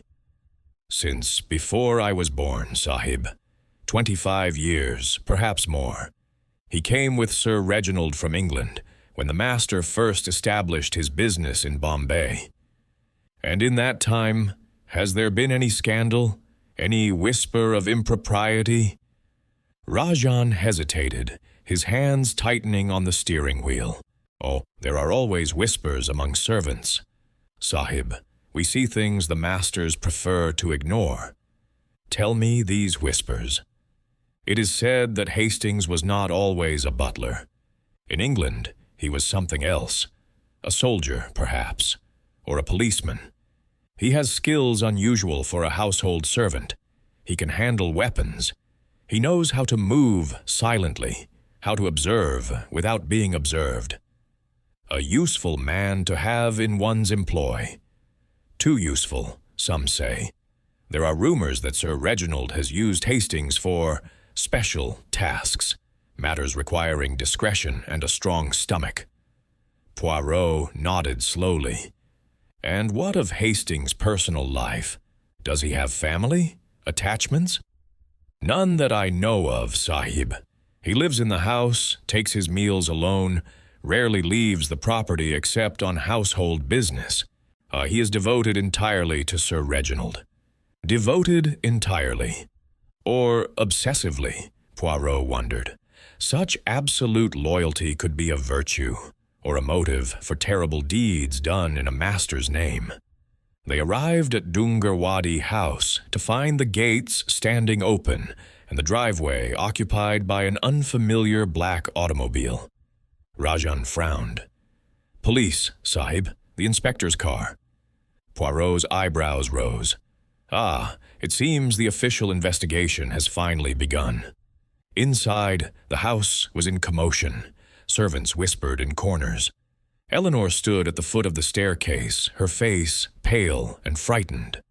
Catherine Whitmore paced the drawing room like a caged tigress, and in the library, Sir Reginald sat facing a large Indian man in a rumpled suit, Inspector Vijay Sharma of the Bombay Police.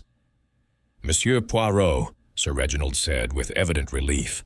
Thank God you've returned. The inspector has questions about last night's robbery. Inspector Sharma turned to examine the Belgian detective. He was perhaps 50, with a thick black mustache, intelligent eyes, and the weary demeanor of a man who had seen too much of humanity's darkness. The famous Hercule Poirot, Sharma said without warmth. I have read of your exploits. You come to Bombay and suddenly dead bodies multiply, rubies vanish, and servants see ghosts. Quite a coincidence. I do not believe in coincidences, Inspector. I was invited here precisely because Sir Reginald anticipated trouble. Sadly, my arrival was not swift enough to prevent it. So I understand. Tell me, what were you doing last night when the robbery occurred? I was in my guest room, interviewing a housemaid named Anjali. She had information regarding the death of Harold Pemberton. Sharma's eyes sharpened. Pemberton's death was ruled accidental.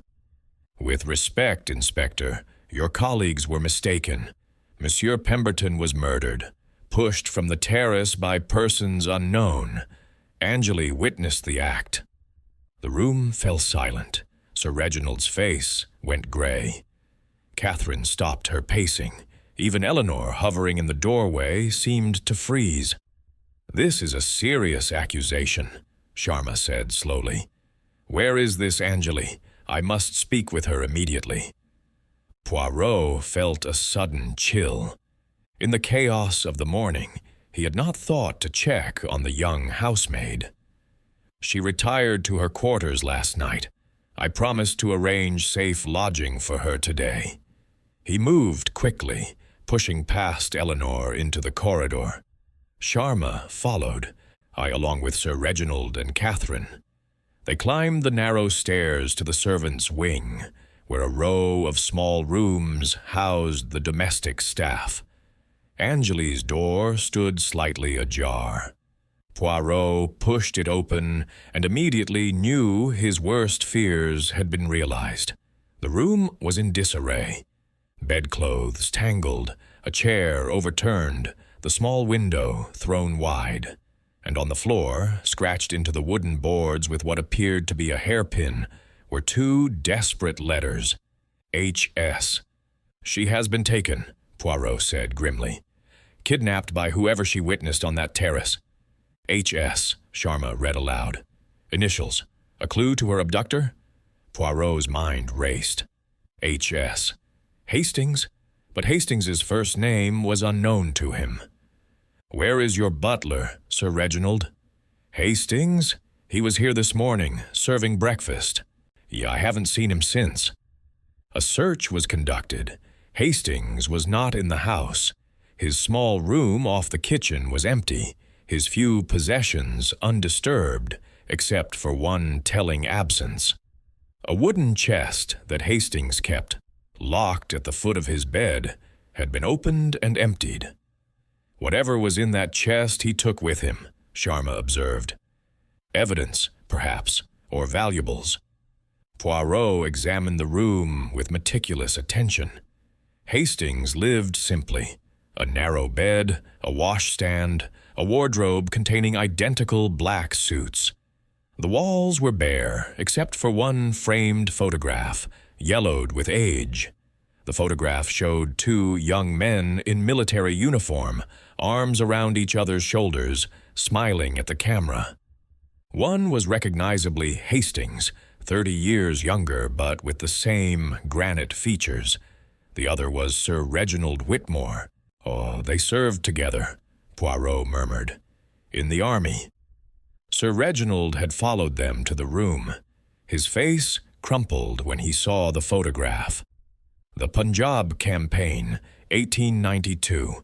Henry saved my life during an ambush. I owed him everything. When I left the military to pursue business, I brought him with me as my personal servant."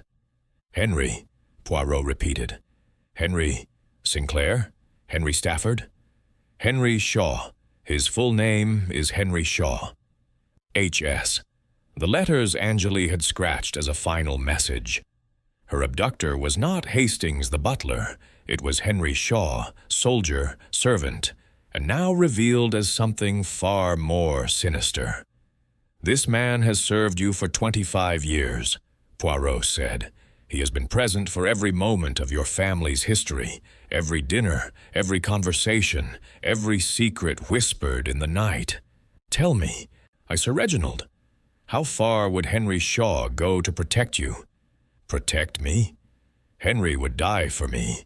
He has proved his loyalty countless times." "Would he kill for you?" Sir Reginald's face went pale. "What are you suggesting?" "I am suggesting that perhaps Monsieur Pemberton's death was not about blackmail or rubies or jealous lovers. Perhaps it was about protecting you from something Pemberton had discovered, something your loyal servant decided you must never know." "That's absurd. What could Harold have discovered?" Poirot retrieved Harold Pemberton's journal from his pocket. This belonged to your business partner. It documents months of investigation into financial irregularities within your company. Irregularities that trace back not to Victor, not to your wife, but to Henry Shaw himself. He opened the journal to a marked page. For 15 years, Shaw has been skimming profits from your textile operations. Small amounts at first, growing larger over time. He created false invoices, phantom suppliers, elaborate accounting tricks. Harold discovered the embezzlement and confronted Shaw privately, hoping to resolve the matter without scandal. Henry, stealing from me? Sir Reginald sank into a chair, his world crumbling. But why? I paid him generously. He wanted for nothing. Gambling debts? Inspector Sharma interjected, examining the journal. It says here that Shaw frequented illegal gambling establishments in the native quarter. He lost heavily and repeatedly. The embezzlement was to cover his losses. And the ruby? Catherine demanded. Is Shaw responsible for that as well? Poirot nodded. Oh, I believe Shaw sold the genuine blood of Shiva months ago to pay his debts. He commissioned a duplicate to cover the theft. Harold's investigation threatened to expose everything, so Harold had to die. The ghost haunting Eleanor was Shaw's attempt to drive her to madness, discrediting her as a witness should she remember anything from that night. But Eleanor wasn't on the terrace, Sir Reginald protested. She couldn't have witnessed anything. Shaw did not know this. He knew only that Eleanor's room overlooked the terrace and that she claimed to have loved Harold.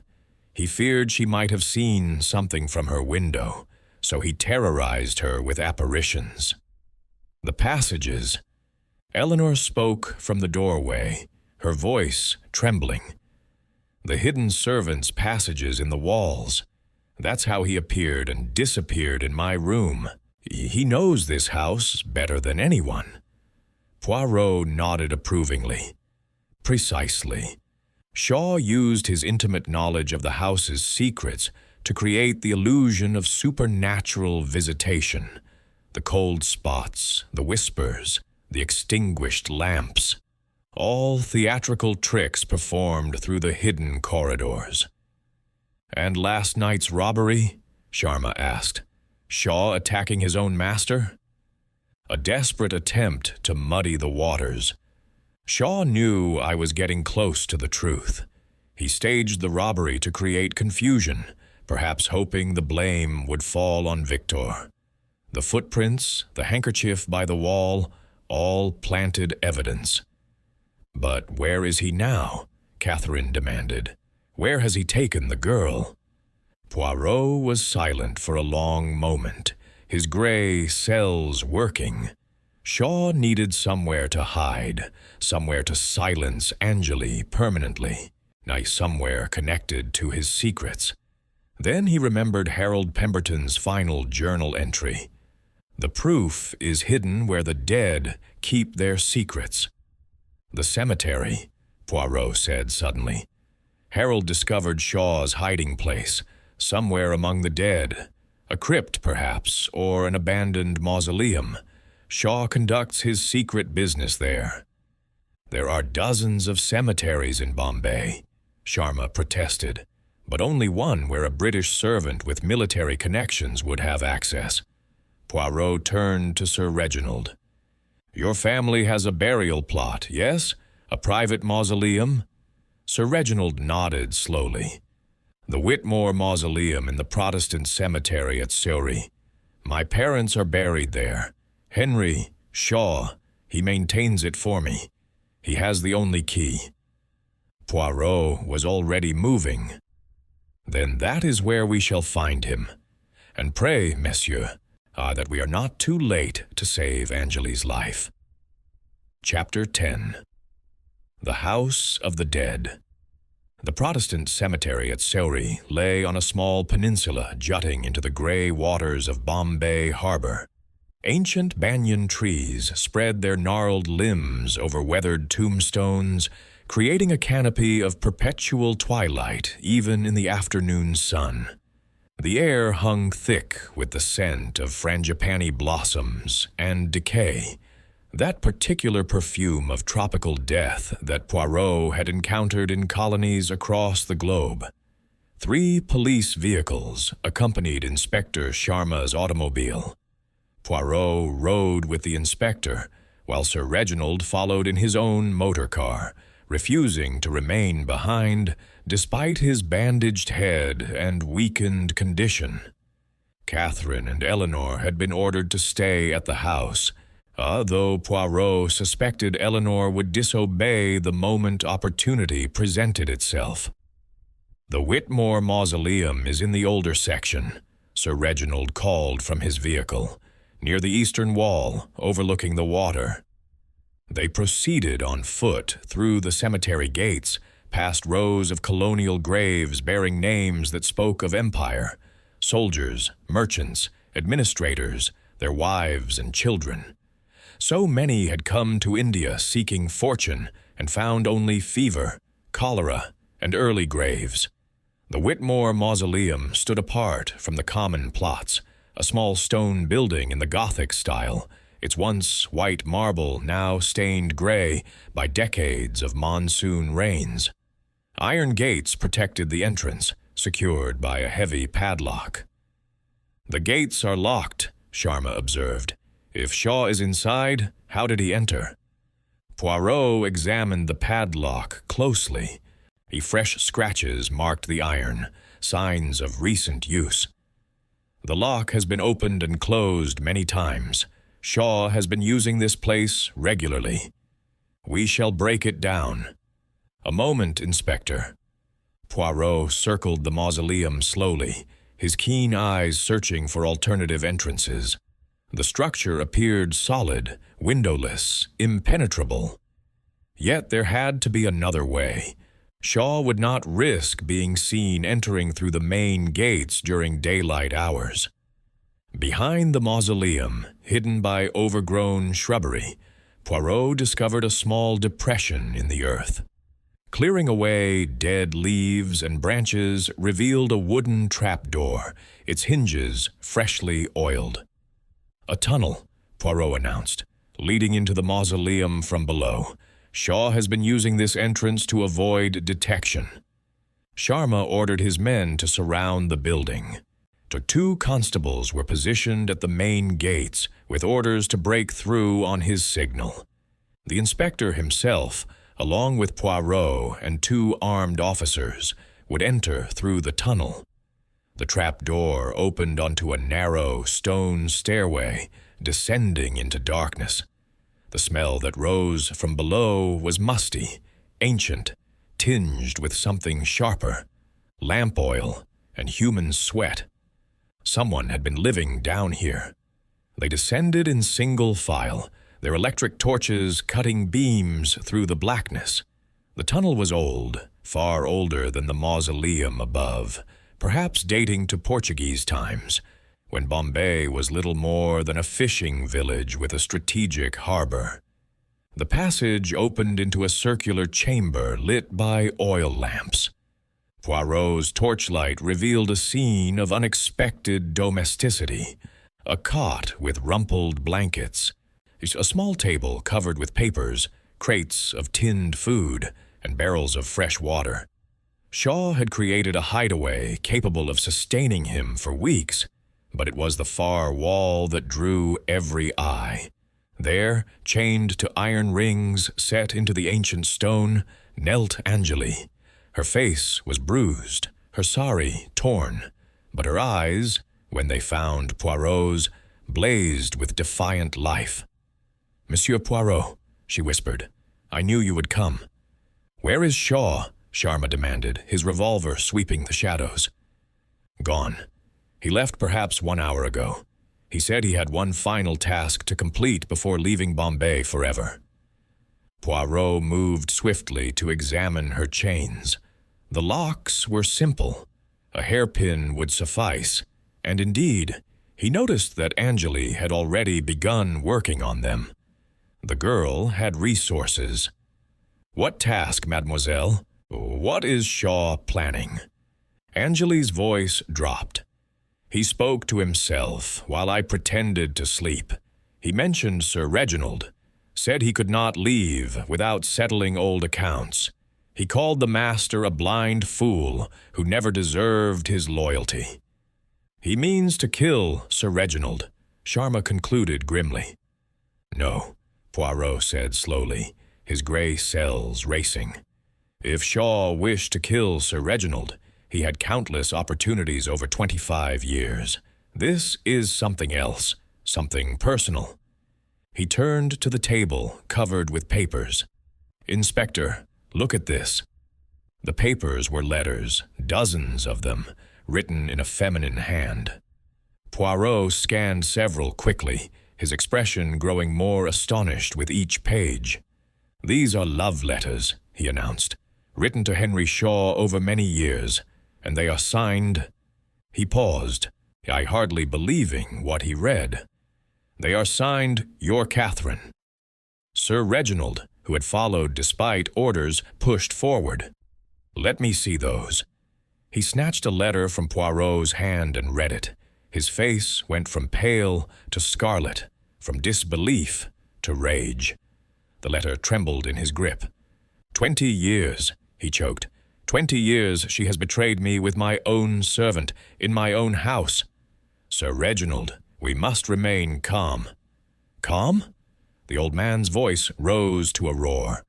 "My wife and my most trusted friend have made a fool of me for 2 decades, and now—" He stopped, a terrible realization dawning. Eleanor. The letters mentioned Eleanor. They spoke of her as... Poirot had reached the same conclusion. "Eleanor is not your daughter, Sir Reginald. She is Shaw's child. These letters make that abundantly clear." Sir Reginald staggered backward, collapsing against the damp stone wall. His entire world, his family, his trust, his legacy, crumbled in that underground chamber of secrets. "We must return to the house immediately," Poirot declared. "Shaw has gone to Catherine, perhaps to flee with her, perhaps to confront her. Either way, Eleanor is in danger. If Shaw is truly her father, he may attempt to take her with him." They raced back through the tunnel, leaving 2 constables to free Angeli and secure the chamber. The drive back to Malabar Hill was agonizing. Traffic clogged the narrow streets, and twice they were forced to take circuitous routes around marketplace crowds. The sun was setting when they finally reached Dungarwadi House. The gates stood open, the guardhouse empty. An ominous silence hung over the property. "Spread out," Sharma commanded his men. "Search every room. Find Shaw before he escapes." Poirot entered through the main door, his senses alert. The foyer was deserted, the drawing room empty. He moved toward the library, scene of so much tragedy, and found it equally abandoned. Then he heard voices from above. The master bedroom on the 2nd floor. He climbed the stairs with silent steps, his walking stick gripped firmly. The bedroom door stood partially open, and through the gap he could see 3 figures. Catherine Whitmore, elegant even in crisis. Henry Shaw, no longer the granite-faced butler, but a man transformed by desperation. And Eleanor held before Shaw like a human shield, his arm around her throat. "You were supposed to be packed and ready," Shaw hissed at Catherine. "Oh, we agreed. Tonight we leave together. Start fresh in Singapore, where no one knows us." "I changed my mind, Henry." Catherine's voice was cold, utterly without affection. "Did you truly think I would abandon my position, my wealth, my standing, for you? A servant? You were a diversion, nothing more. 20 years of lies. You told me you loved me. I told you what you wished to hear. You were useful, Henry. You handled problems that Reginald was too squeamish to address. But love? She laughed cruelly. I am a Whitmore, Henry. I do not love the help. Shaw's arm tightened around Eleanor's throat. The young woman gasped, her eyes wild with terror. And what of Eleanor? Our daughter? You would abandon her as well. Eleanor is my insurance. As long as Reginald believes she is his child, I am protected. Her existence guarantees my position in this household. Monster, Shaw whispered. I killed for you. I pushed Harold Pemberton to his death because he discovered our secret. I terrorized our own daughter to protect your reputation. And this is my reward, betrayal and contempt? Poirot chose this moment to push open the door. I think, Monsieur Shaw, that you have rewarded yourself with quite enough tragedy. Release the young lady, and let us end this affair with whatever dignity remains. Shaw spun toward the doorway, dragging Eleanor with him. A pistol appeared in his free hand. Old service revolver, British Army issue. The famous detective, you should have heeded the warning my associate delivered this morning. Your associate, the Frenchman with the limp. A hired blackmailer, I presume, or useful for extracting money from Harold Pemberton, useful for following me through the Chore Bazaar. But hired men have divided loyalties, Monsieur Shaw. How can you be certain he did not sell information to others? Jacques is loyal to money. I paid him well. As you paid Gopal Shetty, the jeweler who created your duplicate ruby, yet Gopal has vanished, fearing for his life. And Jacques has already told me more than you would wish. Poirot took a careful step forward. The truth is emerging, Shaw. Inspector Sharma and his men surround this house. There is no escape. Then I have nothing to lose. Shaw pressed the pistol against Eleanor's temple. Stand aside, Poirot. I am taking my daughter, and we are leaving this accursed house. Eleanor spoke for the first time, her voice surprisingly steady. Oh, I am not going anywhere with you. You are my blood, my only child. I will not abandon you to these vipers. You murdered Harold. Tears streamed down Eleanor's face. The man I loved, you pushed him to his death. You pretended to be his ghost to drive me mad. Whatever blood we share means nothing after such cruelty. Shaw's face crumpled. For a moment, the monster became merely a man. Broken, desperate, confronted by the consequences of his choices. His grip on Eleanor loosened fractionally. It was enough. Poirot lunged forward, his silver-topped cane sweeping upward. The blow struck Shaw's wrist with precision, sending the revolver clattering across the floor. Eleanor tore herself free, stumbling into Catherine's arms, then immediately recoiling from her mother's touch. Shaw dove for the weapon, but Inspector Sharma's men were already flooding through the doorway.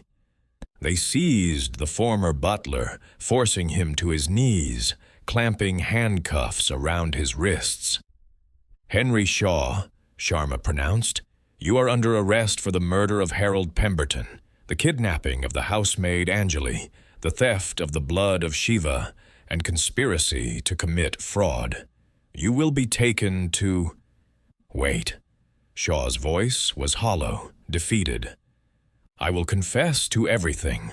The murder, the theft, the embezzlement, all of it. But there is one crime I did not commit. And what is that? Shaw looked directly at Catherine, his eyes burning with cold hatred. I did not steal the original blood of Shiva. That crime belongs to my beloved Catherine. She sold the ruby 3 years ago to cover gambling debts of her own, debts she hid from everyone, including me. I merely created the duplicate to protect her. All eyes turned to Catherine Whitmore, the woman who had orchestrated so much suffering, who had manipulated so many hearts. For the first time, her composure cracked entirely. "He lies," she spat. "He would say anything to—" "The jeweler Gopal Shetty will confirm it," Poirot interrupted. "As will the financial records hidden in your sister's house in Pune, the sister who does not exist. You are finished, Madame Whitmore. The web of lies has finally unraveled." Catherine's mask of elegance shattered completely. She screamed, a sound of pure rage and despair, and lunged for the fallen revolver. But Poirot was faster. His cane swept her feet from under her, and she collapsed in a heap of silk and diamonds, sobbing with fury. As the police led both Shaw and Catherine away, Eleanor stood alone in the center of the room, her world destroyed. Neither parent was truly her parent. Her lover had been murdered. Her identity was a lie. Sir Reginald appeared in the doorway, supported by Rajan. Father and daughter, if those words still had meaning, regarded each other across a chasm of revealed truths. "Eleanor," Sir Reginald said hoarsely, "whatever the blood says, you are my daughter. I raised you. I loved you. Nothing changes that." Eleanor ran into his arms, weeping, and Poirot, for once, turned away from the scene. Some moments were too private even for detectives. Chapter 11. The Truth Assembled. 1 week had passed since the arrests that shook Bombay society to its foundations. The monsoon had arrived early, washing the city in sheets of silver rain that cleansed streets and cooled tempers. At Dungarwadi House, a different kind of cleansing was underway, the slow, painful process of rebuilding shattered lives. Hercule Poirot stood at the library window, watching the rain cascade over the garden where so many secrets had lurked. His bags were packed, his passage to England booked on the SS Victoria departing that evening. But first, at Sir Reginald's request, he had gathered the household for a final accounting. They assembled in the library. Sir Reginald, aged terribly in 7 days, but somehow stronger for his suffering. Eleanor, quiet and composed, her green eyes reflecting a new maturity born of tragedy. Victor, humbled and thoughtful, the arrogance stripped away. Rajan, promoted to head of household staff, and 2 unexpected guests. Lakshmi Devi, dressed in white mourning, and Inspector Sharma, whose investigation had concluded with commendations from the governor himself. "You asked me to explain everything," Poirot began, turning from the window. "To assemble the complete truth so that you might understand how such terrible events came to pass. This I shall do, though I warn you, the truth offers little comfort." He began to pace, his hands clasped behind his back, his voice taking on the measured cadence of a master storyteller.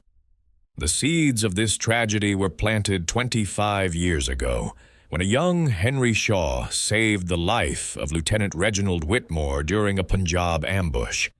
A bond was forged, the bond between master and servant, but also something deeper. Shaw believed himself Whitmore's equal in all but birth. He resented his position even as he embraced it.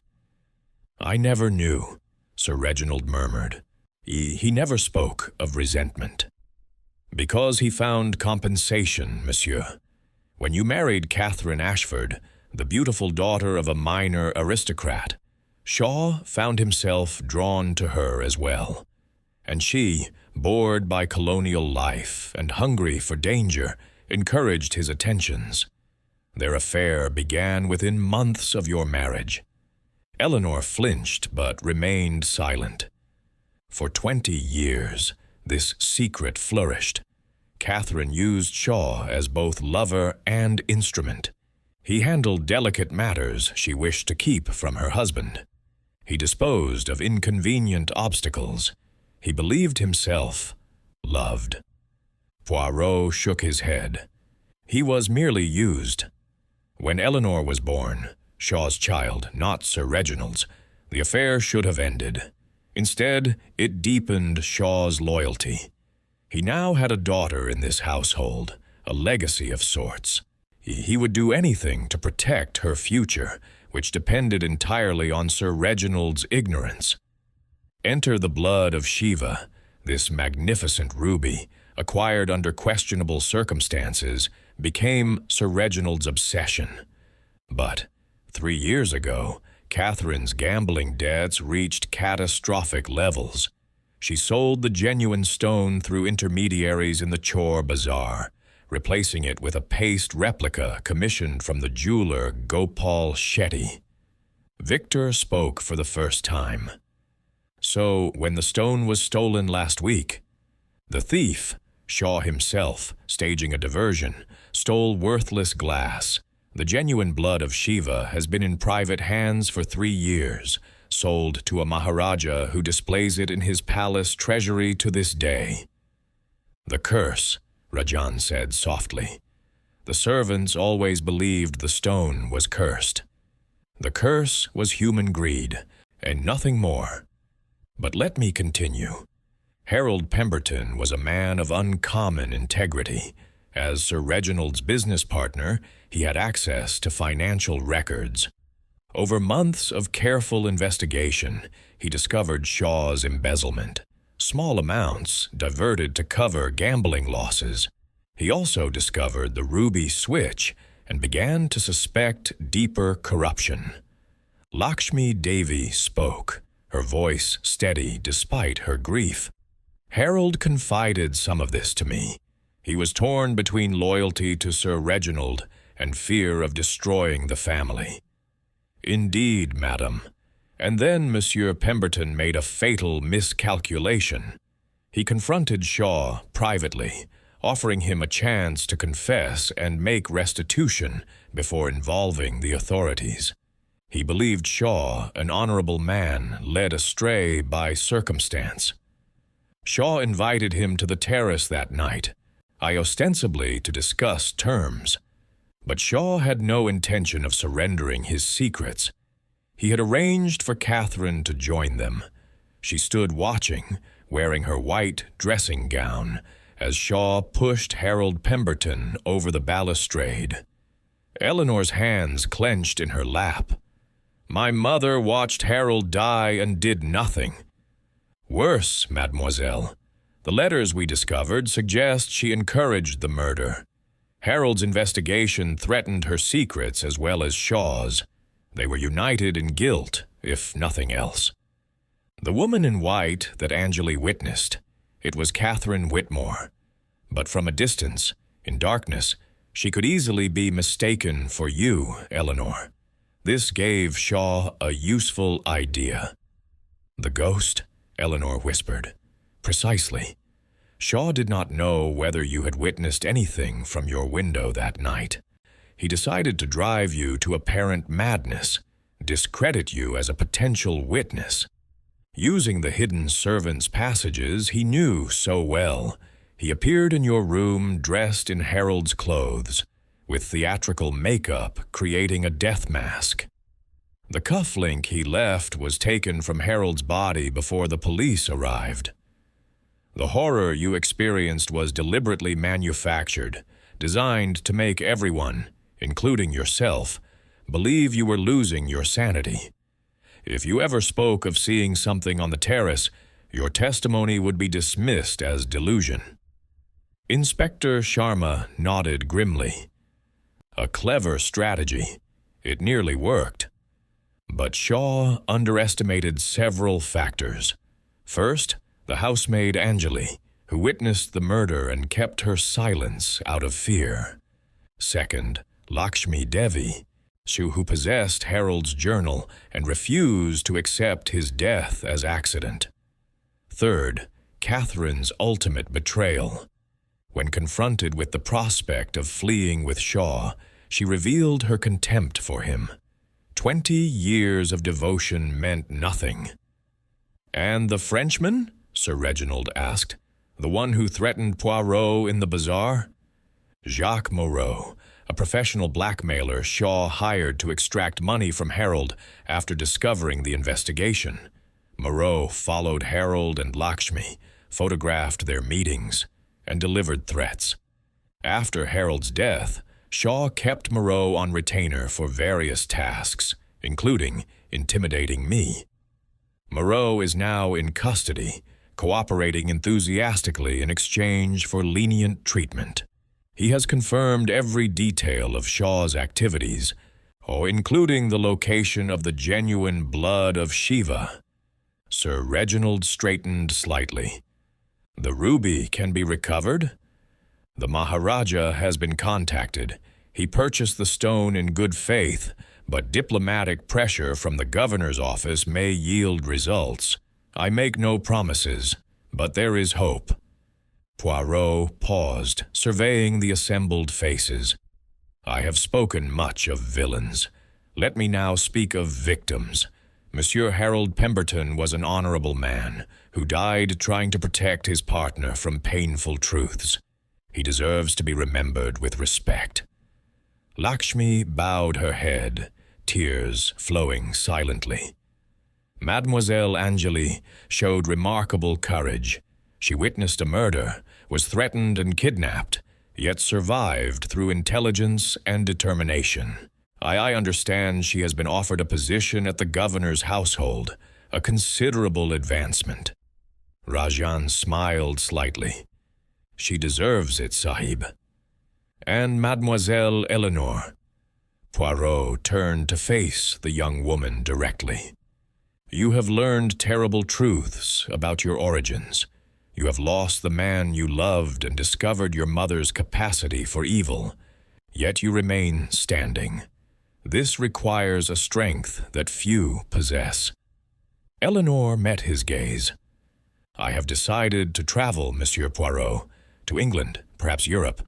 I need distance from this house and its memories. Father. She glanced at Sir Reginald. Father has given his blessing.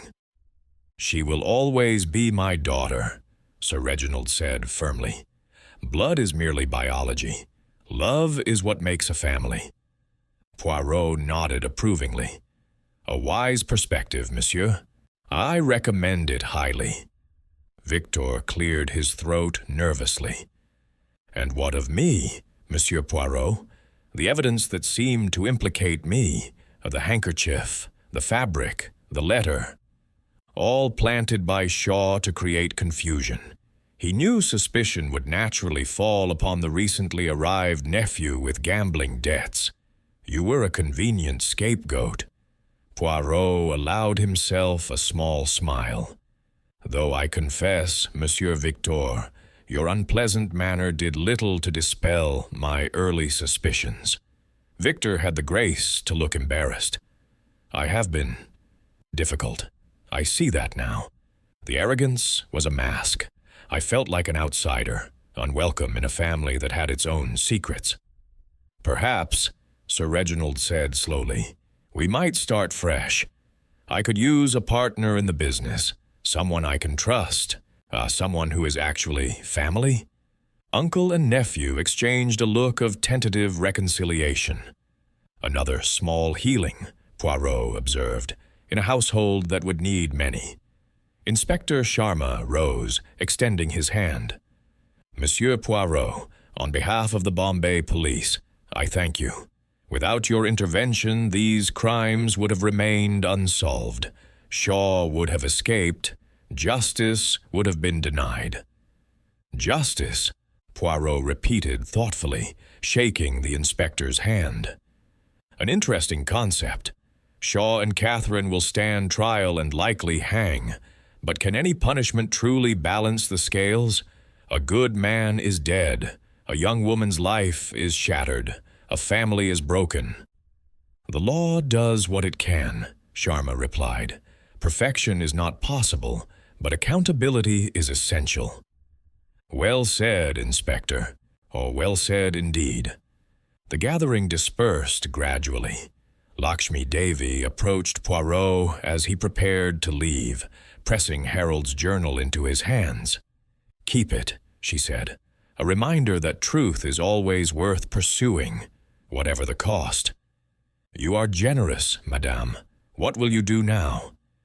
Return to Madras. My father's business awaits. I shall mourn Harold for as long as my heart requires.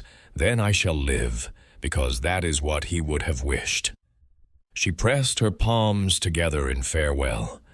Goodbye, Monsieur Poirot. May your journey be peaceful. Rajan drove Poirot to the harbor as the rain finally ceased, and a magnificent rainbow arched over the Arabian Sea.